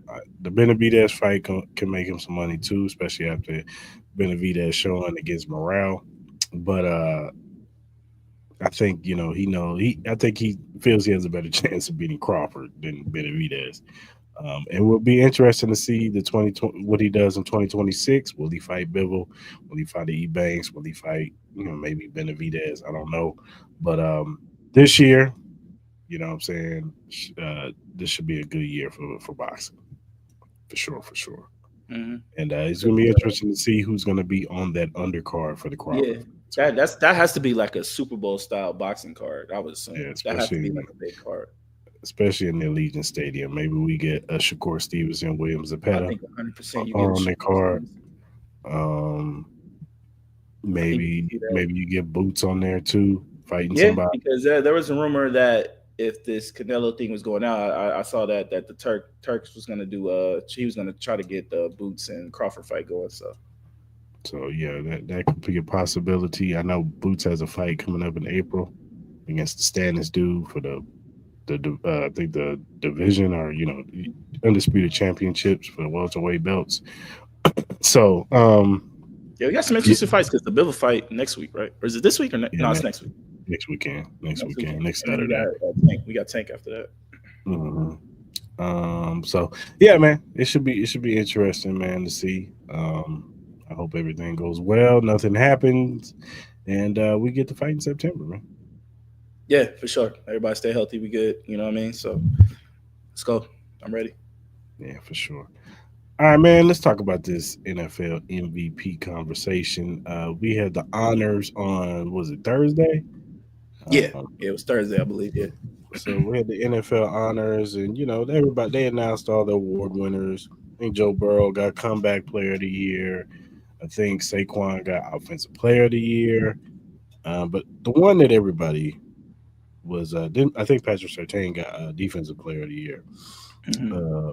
But the one that everybody is having controversy over is the MVP. Now, some people thought that Lamar Jackson was gonna get it. He had more yards, more touchdowns uh, than uh, than Josh Allen. Mhm. But Josh Allen ended up ultimately getting the award. Uh, as far as the voting goes, Josh Allen had 383 votes. Lamar Jackson had 362, and then Saquon had 120. Um, so uh, Josh Allen got 21 more votes than Lamar Jackson. So how are you feeling? Do you feel like they got it wrong? Do you feel like Josh Allen was right? Do you feel like it was a robbery, or do you feel like, I wouldn't call it a robbery? You understand why they picked Josh Allen? How do you feel? I'm on the sense that I think Lamar Jackson deserves it. I think he should have been voted the MVP, but I don't think he's tripping about it. Like he already has his two. He should have three. Let's be honest. He Mm, should have three. He had better stats, and then the head to head. Obviously, this was before the playoff game, but the head to head in the regular season, he dominated that game. So he did. um, and then I get it. People are trying to say like, oh, Josh Allen, carried this team or whatever. They didn't have the weapons that Lamar had as far as like maybe a defense, but I think the offensive line was decent. I think at the end of the day, if you're gonna vote Lamar Jackson first all team, like he needs to be. You don't sit here and vote like that was my whole big thing about this shit. like as the voters as they vote this shit, it's just weird and it's kind of annoying how they do it because they kind of want to like give like participation trophies for this shit in a sense. Like if you're gonna vote Lamar Jackson first all team, how can you vote him first all team, but they give the person in his same position the MVP award over him? That just doesn't make sense. Now if it was Saquon Barkley, then okay, cool. Like Saquon Barkley, they're not in the same position. I think people wouldn't really trip about it. And I think it would be kind of dope to see somebody that's not a quarterback win this fucking award because at the end of the day, the MVP should just might as well just be the top quarterback award at this point. It's not even the MVP. Like at the end of the day, if you want to talk about most valuable, I think Saquon Barkley has a way better case than Josh Allen. I'm gonna be honest with you. I think he could low-key have a better case than Lamar Jackson. But we all know how people love to put the pedestals as far as like the quarterbacks being in an important position, which I think we all know, but we all could see with our eyes how important Saquon Barkley was to that Eagles team. If they didn't have Saquon Barkley, they definitely ain't making the Super Bowl. You know what I mean? They might have been struggling to make the playoffs low key, especially with everything that was kind of going on with that offense in the beginning of the year. So look, man, I'm not gonna say it was like highway robbery. Do I like Lamar Jackson deserved it over Josh Allen, but at the end of the day, they gave it to him. I said I don't think Lamar Jackson is tripping about it, but let him get his MVP, and then people move on. So it is what it is. Yeah, I think they've been wanting to get this man that award. Oh yeah, for sure. They've been trying to find ways to get Josh Allen some type of award. Yeah. And then it's not just the numbers when they do these MVP voting because we saw that last year. Lamar Jackson was way better this year than it was the previous season. Yeah. His numbers were nowhere near MVP type, but it's a narrative. It's a narrative driven award. It's Josh Allen, nobody picked, and I was one of them. You know what I'm saying? I didn't pick the Buffalo Bills to make the playoffs. I thought they was going to take a step back because they lost Stephon Diggs. You lost all those defensive players. They were all key players. It wasn't like they just lost some guys. No, they lost a chunk of their defense. But and they end up coming back to bite them too. But the narrative was that Josh Allen was carrying this team and that his weapons were cool, but he had no guy on their team. So outside of James Cook, you know what I'm saying? So, and then with Lamar Jackson, yeah, he put up some great stats, his touchdowns, throwing from the pocket, stuff like that. But the narrative is he had Derrick Henry. You know what I'm saying? If Derrick Henry had like a 800-yard season and like 7-8 touchdowns, I think they would have probably had no choice to give it to Lamar Jackson. But because I think what Derrick Henry had like 1,700 yards and like 15, 16 touchdowns. James Cook was no slouch. I think he had over 1,000 yards, didn't he? He did, but I'm just saying. I'm just saying from a perspective. I know what you mean. I'm just kind of arguing. I'm picking. I had Lamar Jackson winning the MVP. Oh yeah. But I'm just saying, from what their lens, they're gonna say, "Oh, well, he had Derrick Henry. Derrick Henry had 1,600 yards, and then they're gonna go with the stat. Oh, when Derrick Henry ran 20-some more carries and more, they won the game. Well, then my question, so like, all right, so let's pretend you're that group. Not saying you are, but let's just pretend you're that person that voted for Josh Allen. Then my question for you is, why didn't y'all vote him first team all team? Because they knew them numbers once. So if the numbers were good, how can you justify him being the MVP? Like, come on, that makes no sense. Like, if he was the most valuable player, then he was better than Lamar Jackson. Then he should be your number one quarterback. He should be the first team, and then Lamar Jackson should be second team. Like that doesn't make it's just 1 + 1 don't equal. It's a situation like that. It just doesn't. I mean, he had less yards than Patrick Mahomes, and he had lesser completion percentage than Patrick Mahomes. Yeah. But nobody sitting around here thinking Patrick Mahomes was an MVP candidate. So it's crazy. So that part right there is like, huh? Yeah. All right, man. Let's do our BetUS short for our picks. Yes, sir.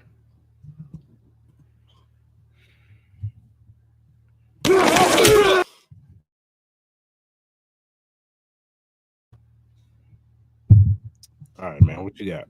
All right, man. So NFL is over, man. So you know what that means. NBA season full live, heading into All Star break. All Star weekend is this weekend. So excited about that. I'm excited to see how the new um, All Star games are going to look like. I know we'll talk about that more on Wednesday, but tonight I got the Timberwolves plus 9.5, a big game against the Cleveland Cavaliers. They're on the road. I do like the points that the Timberwolves are going to get. Not saying they're going to win the game, but I think it's going to be a close game. I think it'll come down to the wire. Timberwolves have been playing really, really good. Obviously, the addition of DeAndre Hunter to the Cavs is big, but I just like that matchup. I got the Celtics -6 over the Heat. I just think it's just a mismatch. I think the Celtics are just a better team. I think they should easily win by more than 6. I got the Warriors money line over the Bucks. No Giannis. Giannis is out for I think a couple weeks. He's going to miss All-Star game break. The addition of Jimmy Butler, him and Steph, they actually looked really good that first game against the Chicago Bulls. I know people are going to be excited to see how they look against this Bucks team who've been playing pretty decent. So I got the Warriors money line, and then I got the Kings +1 over the Mavs. Obviously the AD injury, which was tough. For Mavs fans, he's going to be out for an extended period of time. So I like the Kings, especially with all the new additions that they got, man. So I'm gonna take the Kings +1. Yeah, I got Atlanta +5.5 over the Magic.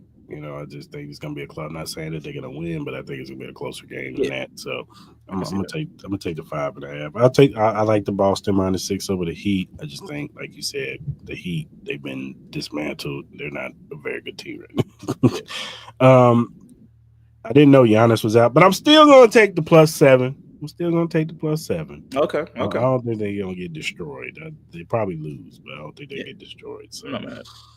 And then I'm gonna take the Nuggets -9.5 over Portland.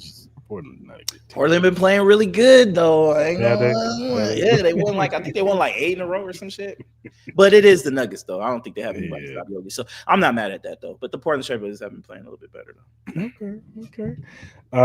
If you go to any of our social media platforms, you could see the link for the BetUS website. You go to it, you click on it.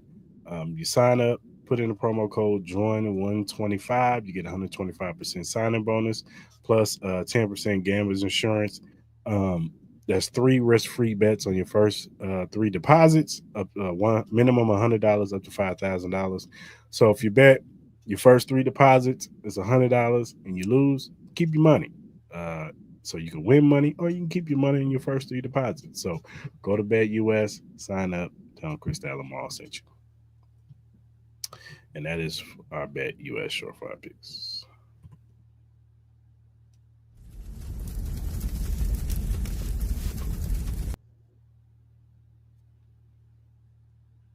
All right, man. So we just got a report the other day saying that Aaron Rodgers will not be returning to the Jets. Mm-hmm. Will be initially a free agent. Yeah. So I ask you, brother, where do you think Aaron Rodgers will be next season? Man, I think that's a really interesting question because I think it's gonna have to be a situation. I don't know if you would agree with me, but I think everything's gonna have to play out before he's gonna be able to make a decision. I think the draft is gonna have to happen. I think free agency is gonna have to happen. I don't think Aaron Rodgers is gonna be like a top tier person that's gonna need to be signed. I think he did play pretty decent, I think, towards the end of the year, but he is an older quarterback, and then just all the headaches that come with it. You would have to assume that maybe Devontae Adams would follow him wherever he goes. So that's just another situation you got to add to that. So I think it'll be a situation where it'd be like post draft, where maybe they'll finally figure out where he could potentially go. But you got to look at teams like the Pittsburgh Steelers. I think that's an option. Obviously, there are rumors that Russell Wilson isn't going to be there.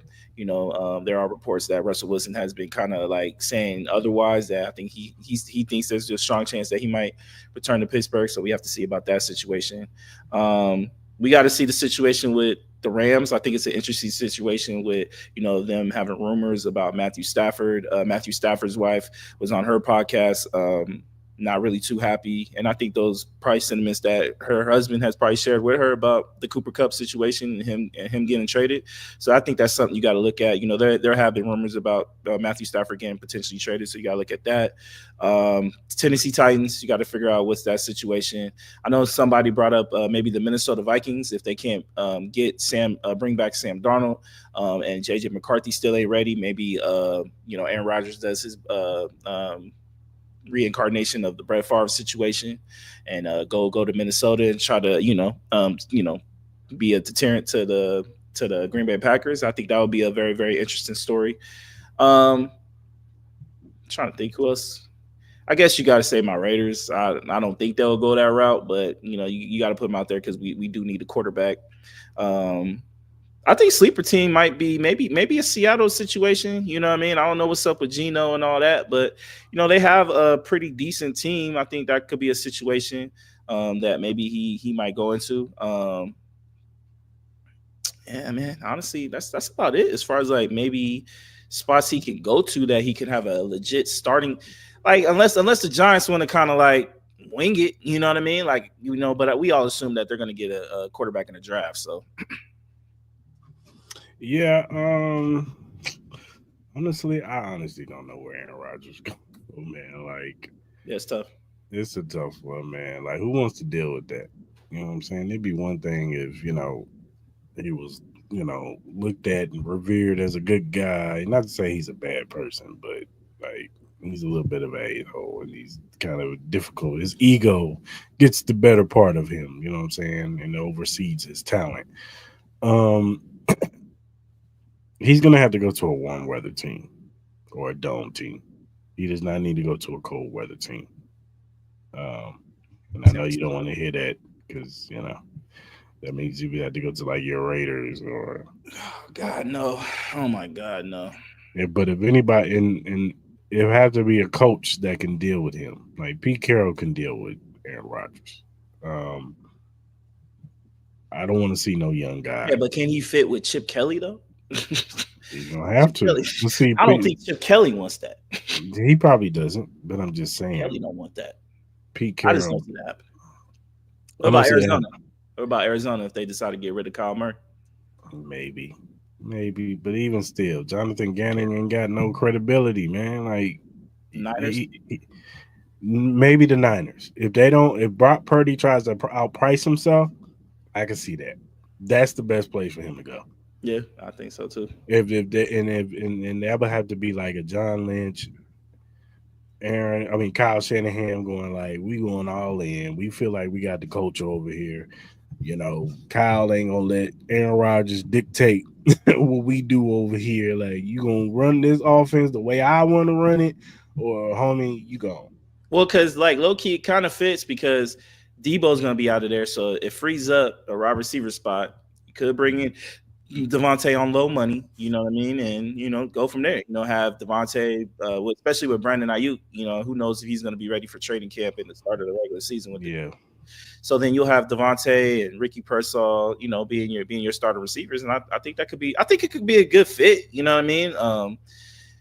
He's a Cali boy. He's up in that area. You know what I mean? He'll be comfortable. He'd be comfortable up there. So now it's just, can his personality match with Kyle Shanahan? I don't know. I don't know about that. You know what I mean?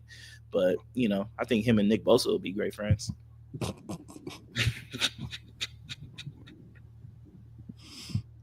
So yeah, that's something to look out for. That's something definitely to look out for because What about the Colts? it depends on how Shane Steichen feels. No, If what's your name could develop. The one thing you could say, I know how we feel about Anthony Richardson, but this will be an interesting offseason because this will finally be a year where he could actually work. Because last year he was coming back from an injury, and when you're rehabbing, you can't really work with how you want to work. So we'll see if he can develop next year. You know what I'm saying? Like this is a make it or break it year for Anthony Richardson. I think. Like, So if he comes out next year and he looks bad, then so let me ask you: if both of these jobs are available for Aaron Rodgers, which ones do you think he take? Minnesota or the Niners? Which one is the better one?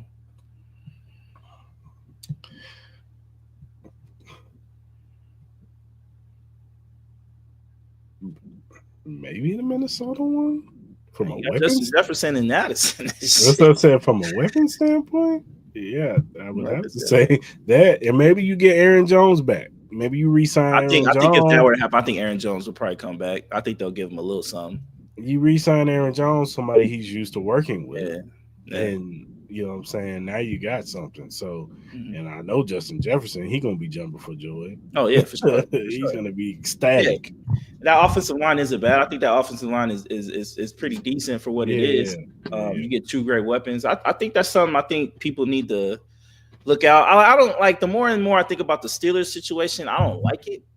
I don't like But that. if anybody that he ain't gonna buck up to, Mike Tomlin is one Tomlin. of them. Mike Tomlin is one of them. He is. Tomlin But would be like, but then yeah. even with Mike Tomlin though, it's just like I know he gets this reputation that he's like some hard ass guy that doesn't take nonsense, but he let a lot of shit go with George Pickens. He let a lot of shit Now, go see, that's the part right there. with fucking Antonio Brown and some of these He other did. guys. You know what I mean? Like maybe he's not as hard ass. Maybe he's just like, yo, if you got talent, we'll let it slide. But you know what I mean? The moment you don't perform, then I ain't gonna take your shit. But I don't think Tomlin was. Well, I don't know what Tomlin was, but I don't think he want to deal with another older quarterback. Um, Nah. but yeah, I think San Francisco and Minnesota is the best place. Maybe if Stafford leaves, maybe he goes to LA Yeah, Rams. I think Stafford definitely. What about the Seattle? You think Seattle is a It depends on how they feel about Gino. you know? You know what I'm saying? I think they really liked him up there. I've heard, I saw an interview with Donovan Witherspoon and JSN talking about Gino, and they feel really high about Gino. They look at him as like a leader in that locker room, and they really love him up there. So I don't know. So I don't know how they feel about Gino. It'll let you know. I know this may sound sacrilegious, and trust me, I'm not suggesting this. I'm just kind of just winging out shit. Like, so don't get on me. If you're the Detroit Lions, would you consider moving on from Jared Goff and putting Aaron Rodgers there? Not after one. Not after one season. Not after one season. Oh I'm no, not I'm gonna just do saying. that. I'm just saying. Like, do you think that would be an Nah, upgrade? Because he could throw the ball just as good as Jared Goff, he and he's can't. a Like, little bit look, more don't mobile. get it twisted. He's a little bit more mobile than he's. I think he's a lot more mobile than Jared Goff. I think Even with a bad because ankle Achilles. yes, did the Jets have a bad year? Yeah, They did, but I thought he played better down the stretch. He did he play did. better Yeah, down the he did. stretch. Yeah, He yeah, did he play did. better down the stretch, and I think he is a year older. I get it. Yes, yeah. I hear you, but he will be a year removed from that Achilles injury, so he'll be able to work a little bit better. I think he'll be a lot more healthy coming into the season. Um, So if you're Dan Campbell, and you're presented to that. What is your But I don't thought think process Dan. about I don't think Dan wants to deal. That's the thing. The extra, the drama. I don't think he wants to deal with that. Goff is quiet. He just does his that? job. Yeah, but is Aaron Rodgers an upgrade? He's probably an upgrade. He probably So why is wouldn't you slightly, have to? You have to consider slight, that, don't a you? Like I slight get it. upgrade. Like and this is me not going in knowing the contract situation with Jared Goff. Like this Well, is just I think we're they just just gave him having an a extension. fun conversation. I'm just saying if you're Dan Campbell and if it's a possibility that it could happen, it could work. I think you got to think about it because, as you said, you need an indoor stadium with a high with a great offensive line, which that Detroit Lions offensive line is really really good. Very good. You have one of the best left tackles in the game, and Panay Sewell. You have a great running attack with Jahmyr Gibbs and David Montgomery. You have one of the best young tight ends in Sam Laporta. You have one of the best young receivers in Amon-Ra St. Brown and Jamison Williams. Like, you add Aaron Rodgers to that, and if he could stay healthy and perform like he did at the end of the year, I don't know, dog. I don't know, man. It's just something you gotta think about, dog. And I'm not even like, and it's like I'm not an Aaron Rodgers off the field type of guy, but on the field, he's good. Like, has he underperformed in a lot of playoff games? Yes, I think that's one thing you have to consider. I think you probably could say Jared. Well, no, is Jared Goff better than Aaron Rodgers in the postseason? No, Nah, about the probably same. not. About the same. I mean, one Well, they one both won got the to Super Bowl. one won the One Super won the Bowl. Super The other Bowl. one didn't. Other one did, yeah. I know that's it's a great conversation to have, though. I think it's interesting. But I don't think Detroit does it. I think they're going to be I don't loaded think they with Jared do, Goff. but if you want to win now, I think that's something you have to like just honestly like think about. Or let's say if Matthew Stafford becomes available, what about that situation? Would Detroit be like, Let's bring Matthew. Let's bring old good Matt back. I think you guys will be the one to go after Matthew Stafford. I look if we get Matthew Stafford, I'll be happy. I know he's not going to be the.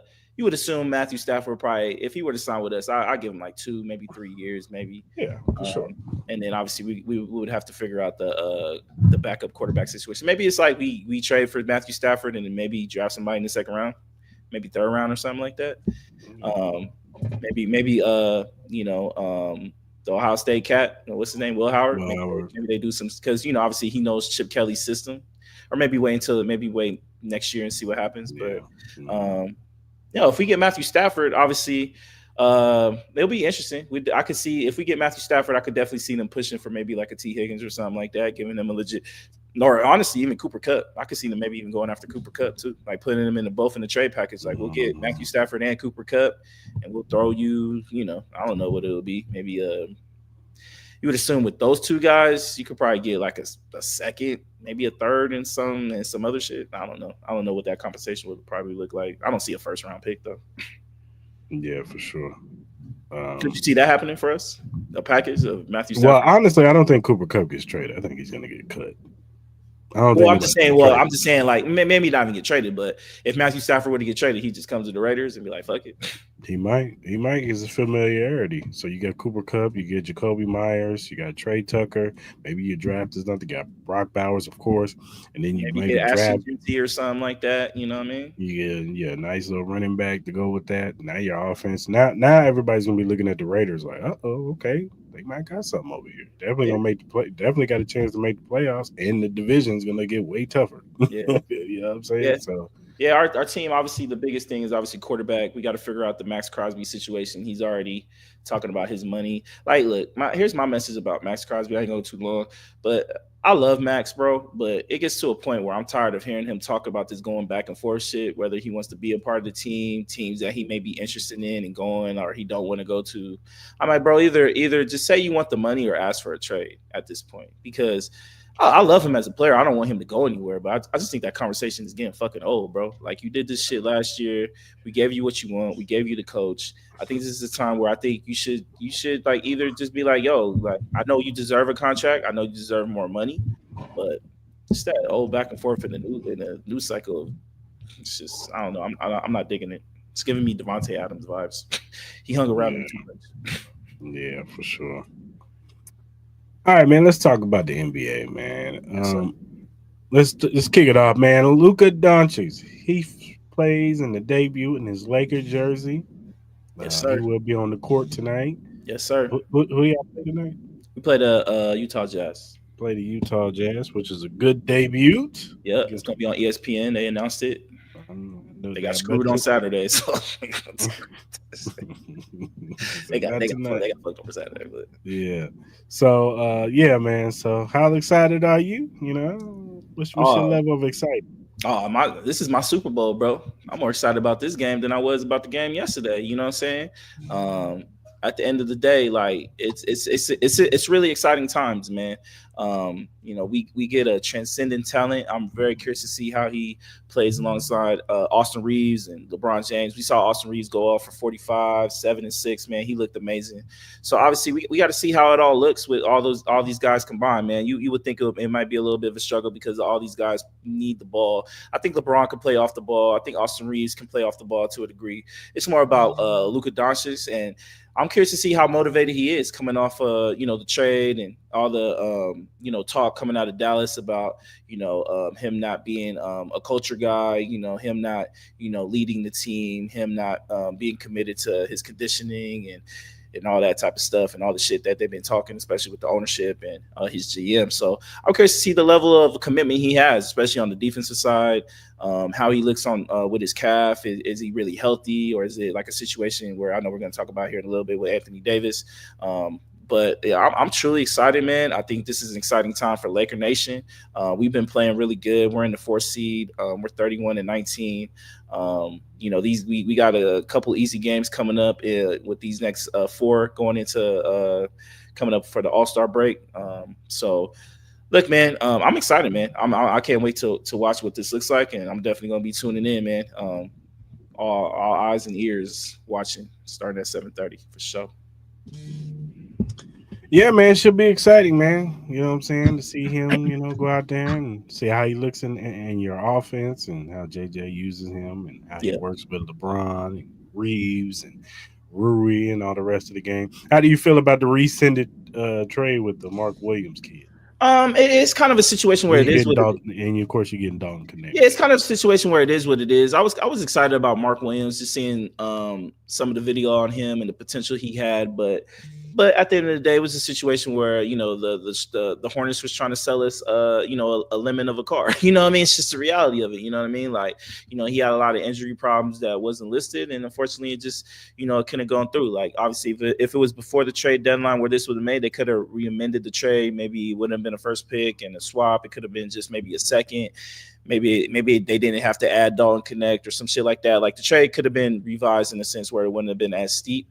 But obviously, with it being post trade, it had to get rescinded. So I'm not mad. Honestly, it just gives us more levers going into the offseason where we can actually maybe potentially get a Walker Kessler who is probably going to be better anyway, or maybe some young talent, that may be surprised that might be able to come into the market or maybe available for trade. So it's gonna help the Lakers make it a prime situation for centers out there in the league where they'd be like, all right, there's a starting position open for a squad that could potentially make a great playoff run with two great players. I said I'm disappointed that it didn't go through, but at the same time, I'm not mad. I'm glad we were able to get all our stuff back, and I'm excited to see Dog Connect. I was a little sad that we got rid of him because I love Dalton Connect. I know he's had some struggles, especially on the defensive side, but I think it'll be good. Add him back. I think it just helps our shooting. It's just going to help our perimeter shooting even better because I think he's a hell of a talent, and hopefully this just wakes him up where he needs to perform better, especially on the defensive side, and he needs to wake up that he can get traded at 80 minutes. So I know a lot of people are like, oh, like Dalton Connect, he's going to look at JJ Redick and everybody side eye. I'm like, no, he's not going to do that. He's going to be professional. He's going to come in. He's going to work, and he's going to understand like, yo, every day is not guaranteed in this league, and I got to take every moment into being able to show that I could play in this league, and every game is a tryout. You know what I mean? So he's just gonna have to be able to fit in, and if he can perform well with this team and get some minutes, get some quality minutes heading into the playoffs, you never know, man. They might reconsider even trading you at all. So Yeah, for sure. Um, it's been reported that AD will be out for multiple weeks. Yeah, suffered an injury in his Saturday in his I think it was his debut with yeah, it the was his day. Mavericks. Yeah. He had a really good first half, and then the second half he ended up getting hurt. I think Mm. it was a groin injury. Um, how are you feeling about that, sir? No, look, I'm an AD guy. I love AD, man. At the end of the day, I feel bad for Mavs fans because they kind of got the whole experience of AD. You know what I mean? Like it's a sense of you saw the greatness of what you could get, but you got the reality of what it is. That at any moment, at any time, at any game, that AD is gonna go out. It's gonna look like some shit where it's just like, yo, how did you get hurt? I mean, he didn't even get touched on this play. It was just like, he was just backing up, and it was an abductor strain. So yeah, he could potentially be out for a month. Maybe he might even need even surgery. I know I heard rumors that he might even need surgery. He could be potentially out for the rest of the year. So we got to just see how it is.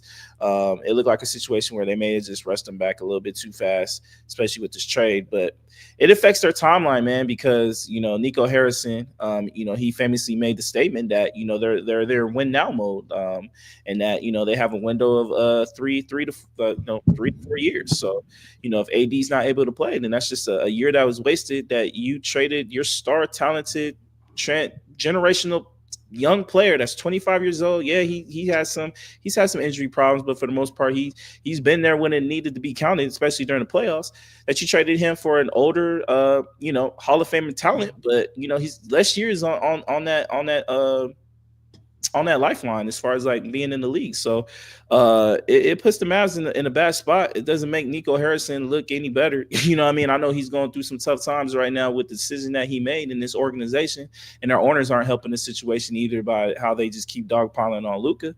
But look, man, this team is not a durable team. Like you got to think like Kyrie, there's going to be a lot more pressure on him. Him having to be, kind of like the facilitator and running this offense. And I love Kyrie, but he tends to get hurt when he's put in situations like that. I think he plays better when he's not the primary ball handler.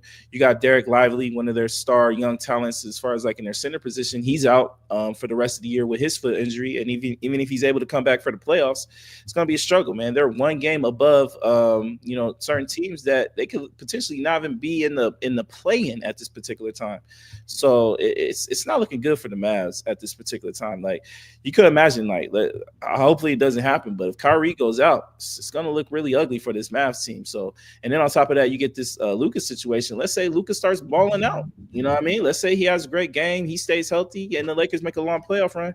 How you think the Mavs fans are going to be feeling? They're already mad now.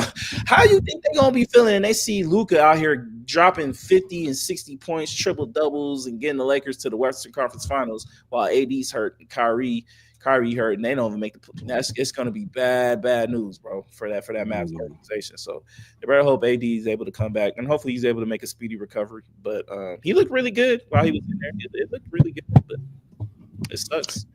Yeah, for sure. It definitely sucks, man. We'll see though. We'll see how everything plays out, man. Yeah. All right, man. Let's talk about Jalen Hurts, man. After his, this year, there was a lot of questions going into this year with this Eagles team, and it's always questions centered around Jalen Hurts. You really don't really hear him in the top 5 or top 10 debates when it comes to quarterbacking. It's always the defense or the running back situation. Now Saquon is there. That's the reason why they won. We just said it, that if it wasn't for Saquon, they probably wouldn't have they had a tough time making the playoffs. Mm-hmm. But they won the Super Bowl. He was named the Super Bowl MVP, even though I think Josh Sweat should have got the MVP. But that's just me.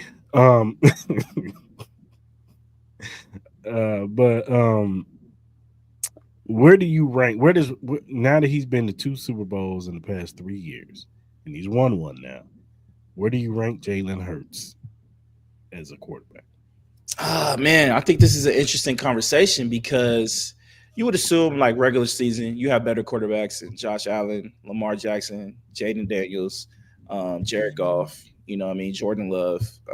You could probably, and obviously, Patrick Mahomes and all that stuff like that. But, you could easily say all those guys are better performance-wise in the regular season. But, Jalen Hurts did something twice that a lot of these cats didn't do. Like, I know the first time they lost, but Jalen Hurts played better than Patrick Mahomes in that first Super Bowl that they lost to the Kansas City Chiefs.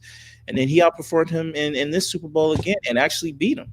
And then I get it, that defense had a lot to do with them winning this Super Bowl. You honestly could say that whole defense probably deserved the MVP award more so than Jalen Hurts. But I think in the second half, when he was able to scramble and make a lot of those key runs to kind of seal the ass whooping that y'all got, I think at the end of the day, I think it kind of solidified him. So it's kind of a tough place because you got to kind of weigh both sides.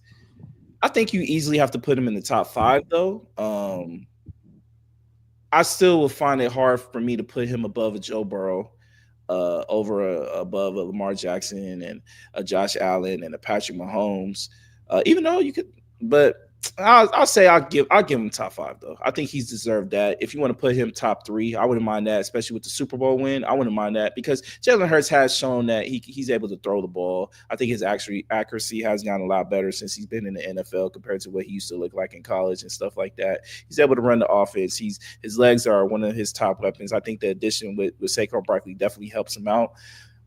I would personally probably put him at 5. I would give him 5. I'll probably give 5. I respect that. I was thinking about this question too, and it's kind of because he's outside of the first year when they went to the Super Bowl where he was a clear cut MVP candidate, and if he probably doesn't get hurt, he probably gets it.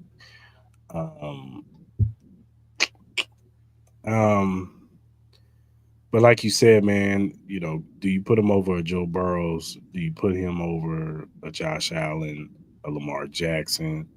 Like, you got to play the question of, and I know people hate to do the hypothetical thing, but if Joe Burrow was on this Eagles team, how would the Eagles look offensively? They'd probably be top offense in the league. You know what I'm saying? Yeah. Especially with Saquon in the backfield.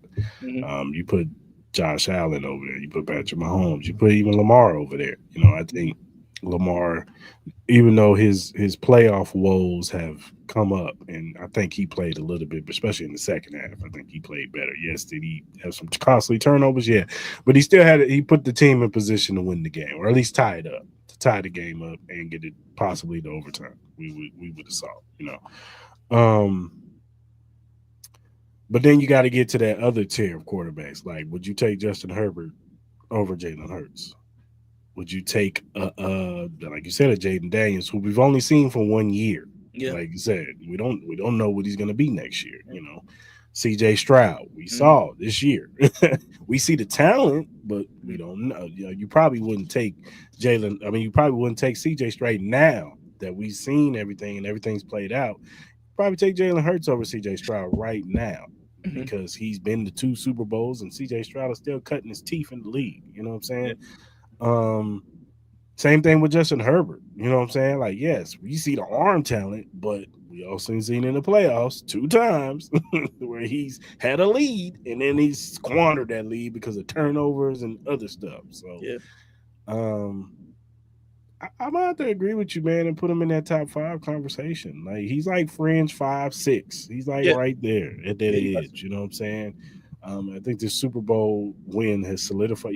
I would make the argument that he's 5. He's up there. I would probably say Mahomes, probably Allen. Even though I still think Joe Burrow's. I think Joe Burrow's better than Josh Allen. That's just me. I think in pressure situations, I think he's better than Josh I agree with you. I'll not to cut you off. I would probably go. I would go either Mahomes, Lamar one. I'll probably say Mahomes just based on the totality of what he's been able to accomplish, and then Yeah, the fact that Lamar has not been able to beat him in the playoffs. I'll yeah, put Mahomes one. I would put Lamar two. I would put Burrow three. I would put Allen four. Um, I want to put Jaden Daniels five because I think he's going to be a special talent. But again, you have to respect what Jalen Hurts has been able to accomplish. I get it. In the regular season, a lot of these other quarterbacks probably look a whole lot better than what Jalen yeah. Hurts does. Mhm. But you got to put some respect on what he's able to do in the playoffs. And he's done it twice. I said he outperformed Mahomes in the first one, even though that they lost, and he outperformed him in this one. You got to put. I agree. It has to be five. I know it's a struggle, but it's five. It's five. I think that's respectful. And then the other conversation, like you got to get Matthew Stafford. Would you take Matthew Stafford right now? This current version of Matthew Stafford, would you take him now? He's probably a better thrower of the football. And if you put Matthew Stafford on this Eagles team, it might look a little different. You know what I'm saying? But Yeah. still, you Yeah. never know. You never know. You know what I'm No, you saying? don't. You don't. Like I know everybody likes to play that fictitious game. Like if Jaden Daniels was on his Eagles team, what do they look like? With instead of Jalen Hurts. If Jared Goff was on his team, what does it look like? It looks different. You know what I mean? Like I don't know. Like if you put Jared Goff on his team, do they look better passing wise? Yeah, but you lose the ability of running out of the pocket, scrambling ability. I think if you put Jaden Daniels on this team, I think this team is amazing. I think you put CJ Stroud on this team. I think he looks amazing because you finally give him an offensive line and a real solid running game. At the end of the day, it's interesting. But praise to Jalen Hurts, man. He accomplished what a lot of these other cats have not been able to do, and that's beat Patrick Mahomes when they needed to beat him. So Yeah. at the end of the day, you got to put respect on that. Yeah. The only people to beat him in the Super Bowl is Tom Brady and Jalen Hurts. Jalen Hurts. That's some great That's a hell of a company. list. That's a That's hell of a list. great company right there, man. So Absolutely. Oh, Joe Burrow. Joe Burrow too. yeah, well, Coach Joe Joe Burrow's in the Burrow. Joe Burrow. AFC Championship. So Yeah, those see, three. but still, No, yeah, but he beat him. He beat him in the playoffs. So yeah, yeah. no, you got to add Joe in that. So yeah, those three. Those are the only three to accomplish that. Yeah. You know what I'm It's saying? not. It's not So an easy feat. no, it's not. No, it's not. So, um, yeah, shout out to Jalen Hurts, man. Shout out to the Eagles, man. They had, Yeah, congratulations, man. and most of all, shout out to Saquon Barkley, man. For him to be where he was in purgatory with the New York Giants, sorry, Stan, but be in the bad situation he was with the Giants, and they get traded to the Eagles, and in 1 year he wins the Super Bowl, and now he's, even though he didn't have the greatest Super Bowl performance, uh, he still solidified himself as the best running back in the NFL right now. You know what Hmm. I'm saying? Shout out to Christian McCaffrey, but he's had a lot of injury issues and Derrick Henry's still a beast, but I think Saquon is just a little bit more dynamic than Derrick Henry, and I think he, even if he, there was still potential. Like, even though we held him to the carries, there's still potential that you got to still worry about him. You got to play all four. It's funny. Tyrann Matthew said this. You got to play all 4 quarters against him because he could break one at any moment. You know what I'm Mhm. saying? He could have 20 yards the whole game. It could be fourth quarter with a minute left, and he break one for 50 and win the Right, game for you. So right, that's the type of run. Those running backs are just dangerous. You know what I'm saying? So no doubt. he's definitely solidified himself as the best running back in the league right now. So shout out to Saquon and for him to win it on his birthday. That's a good birthday present. You know what I'm saying to come home with a Super Bowl ring. Him and Cooper DeJean. So Hmm. all right, man. Got anything else? Mm, anything else happen this weekend? Mm, no, well, we were going to talk about that PlayStation network being down for almost 2 days, but Oh, they were able well. to get their stuff together. You know what I mean? So, honestly, bro, nah, man, I ain't really much. You got anything else you need to talk about? Nah, I'm good. I'm good. All right, man. Who gets your flowers of the week, man? Oh, so flowers of the week, man. That easily goes to Kendrick Lamar for me. I thought the performance was amazing. Again, I don't understand all the hate that he's getting, but at the end of the day, it is what it is. Everybody's gonna have their personal preference, but I thought Kendrick Lamar killed it. I thought everybody killed it. SZA, all the performance and stuff like that. Man, so shout out to them. And then, last but not least, man, I've been seeing things where people been hating on Juju and body language and stuff like that. So you know what that means? I'm throwing out flowers because Caitlin Clark hating season is coming up, ladies and gentlemen. And I'm excited about that. So I'm gonna give flowers to that, man. I'm excited for that. I'm ready to defend my girls outside of Caitlin Clark, man. So I'm getting ready, man. And honestly, with all the all the moves in the WNBA. We got to shout them out, man. WNBA, man. All these trades and signings and Mhm. stuff like that. I think it's made for the WNBA to have a real interesting year this year. With the Aces moves, the Indiana Fever, you got the Liberty champs coming back. You got the Phoenix Mercury with a whole new team. You got the LA Sparks with my boo Kelsey Plum. Yeah, it's gonna be interesting. It's gonna be a real interesting year, man, for the WNBA. So yeah, shout out to all these ladies, man. I'm ready to defend y'all. Uh, I will echo my flowers to Kendrick Lamar. I think he had a really good performance, did his thing. To do what he did and to perform the way he did with no backtracks, like I said earlier, um, all vocals himself, breath control. To do what he did, that's not easy. No, I'm here to tell you that. no. I've never performed on the stages that he has, but somebody who used to do music and then be on stage and perform, it is Mhm. not easy. It's not. It is not Not. easy at all. Lose your voice and all. But shout out to him, man. I thought it was a great performance and all. So yeah, man. I agree with Mark. Shout out to Sterling Sharp. That shit was dope. That was Oh dope. yeah, Oh, definitely Sterling Sharp. Sterling on Sharp getting into the Hall of Fame, and shout out to all the other inductees, Jared Allen, the few I forgot the other ones that got in, but shout out to everybody. You know yeah, what I'm saying? That got into the Hall of Fame. Uh, they all deserved it. So yeah.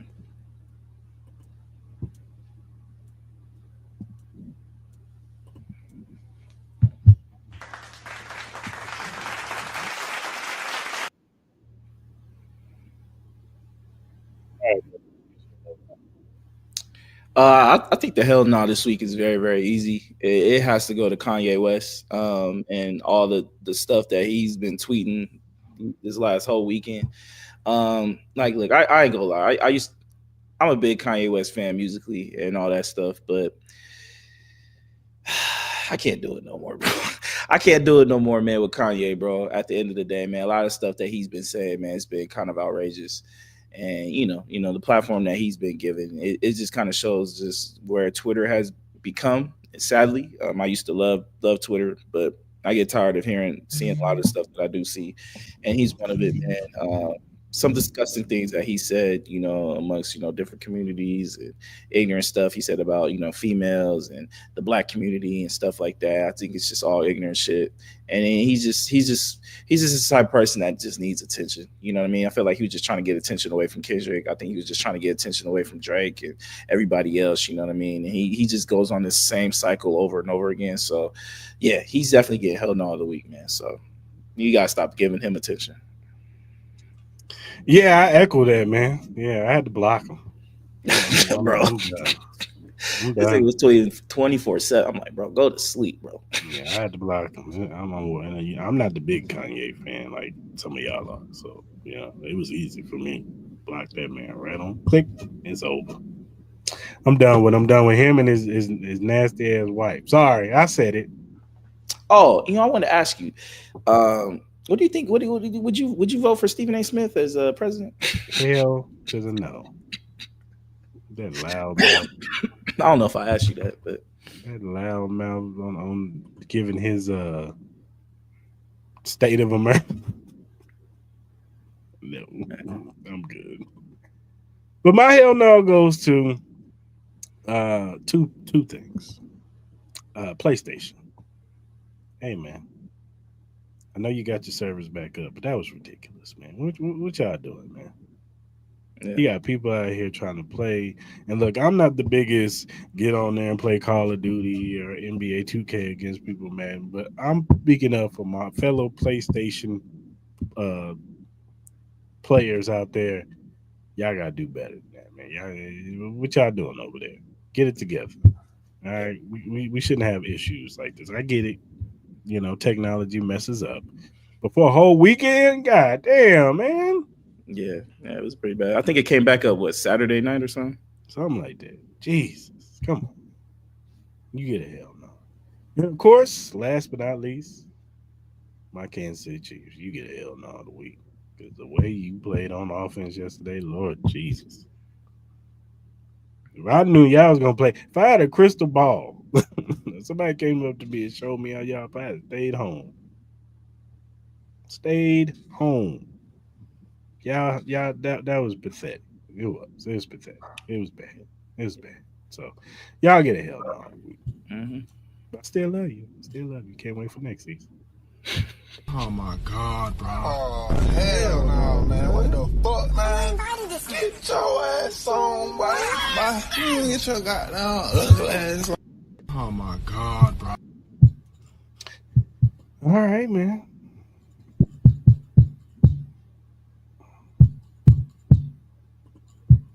Maybe if the Chiefs was drinking some Madnick sports drink, they'd have a better outshow. That's true. Chiefs could have used it. I know a lot of people, the Monday Super Bowl blues, knowing that, football season is over with. A lot of people could use a little bit of energy. But shout out to Magnet, man, the ultimate sports drink. Are you ready to take your performance to the next level? Do you want a sports drink that eliminates muscle cramps and fatigue when working out or training? Meet Magnet, the sports drink designed for athletes who refuse to settle for mediocrity. I know you're asking, why Magnet? It's power packed electrolytes and rehydrates and restores balance with their scientifically formulated blend with magnesium that fights fatigue and boosts endurance. It has natural ingredients made with real fruit extracts and no artificial colors or flavors because your body deserves the best. It has delicious flavors like mixed fruit and watermelon that keep you revitalized and ready for action. It will boost your performance with essential vitamins and minerals. Magnet fuels your workouts, helping you crush your goals. Join the Magnet movement, whether you're training, competing, or simply staying active. Magnet is your go-to refreshment for peak performance. You can order it now on our direct link at drinkmagnet.com. Use promo code Chris and Mall to get $5 off your purchase. Again, that promo code is Chris and Mall. Use that, save a little bread, get some drinks that help you get a little bit of energy through your work week, man. And shout out to Magnet. Yeah, for sure. Also, get our merch, Crystal and Mall Podcast t-shirts with the tap in on the back. Go ahead and get it. We got the white, we got the black, and we got the hoodies too. The hoodies are $50. The shirts are 25. So go to our Print Fi link. Go there. get our shirts. When you get one, tag us in it, show us a picture, and we'll shout you out on the show. So get your shirt. Mhm. What if you want to donate to the Crystal Mall podcast? You can donate at our Cash App, Crystal Mall Podcast. We will greatly appreciate anything you give us. So yeah, that whatever streaming platform we got, or whatever streaming platform you use, you can find this on Apple, Spotify, Google, Amazon, iHeartRadio, whatever you use to do your listen to your podcast on. Chris Lamar podcast available. First time watcher on YouTube, hit that subscribe button, hit that like button, hit that notification button. So when we go live on Mondays at 12 p.m. Pacific Standard Time and Wednesday nights at 9 p.m. Pacific Standard Time, you can jump in the lives. You can talk about these topics with us. Uh, we want to hear from you guys, and even on the playback. Leave a comment in the comment section. Mhm. But yeah, go ahead and subscribe to the channel. Yeah. And whatever social media platform you use, whether it be X, TikTok, Facebook, Threads, Instagram, Twitch, whatever you use to do your social media on, Cristal Lamal is available at Cristal Lamal. Follow us. We'll follow you back. We're just some regular guys who like to talk sports, music, movies, and all kinds of various other things. So go ahead and follow us if you have feedback, critiques, or if you have a question or topic that you want us to bring up on the show. We like said topic or question. We will bring it up. We'll shout you out because we want to show love to those who show love to us. So Mhm. go ahead and follow us and hit us up via DM, email, or our mentions, and we will get back to you as soon as we see said question or topic. All right, good people. Until Wednesday night, hope you guys have a good rest of your few days. Hope you enjoy the if you're into basketball. Hope you enjoy the games tonight. Football season is officially over. Draft season begins. Draft season and free agency coming up in March, so we'll probably get in a little bit of that. Start getting ready, prep for the draft because we will be doing a live stream for the draft, especially the first night for sure. Yeah, first. Um, so yeah, man, and of course we got to get into basketball season. March Madness is right around the corner, and baseball season is coming up soon too. So hope you guys enjoy the rest of your day, and until Wednesday,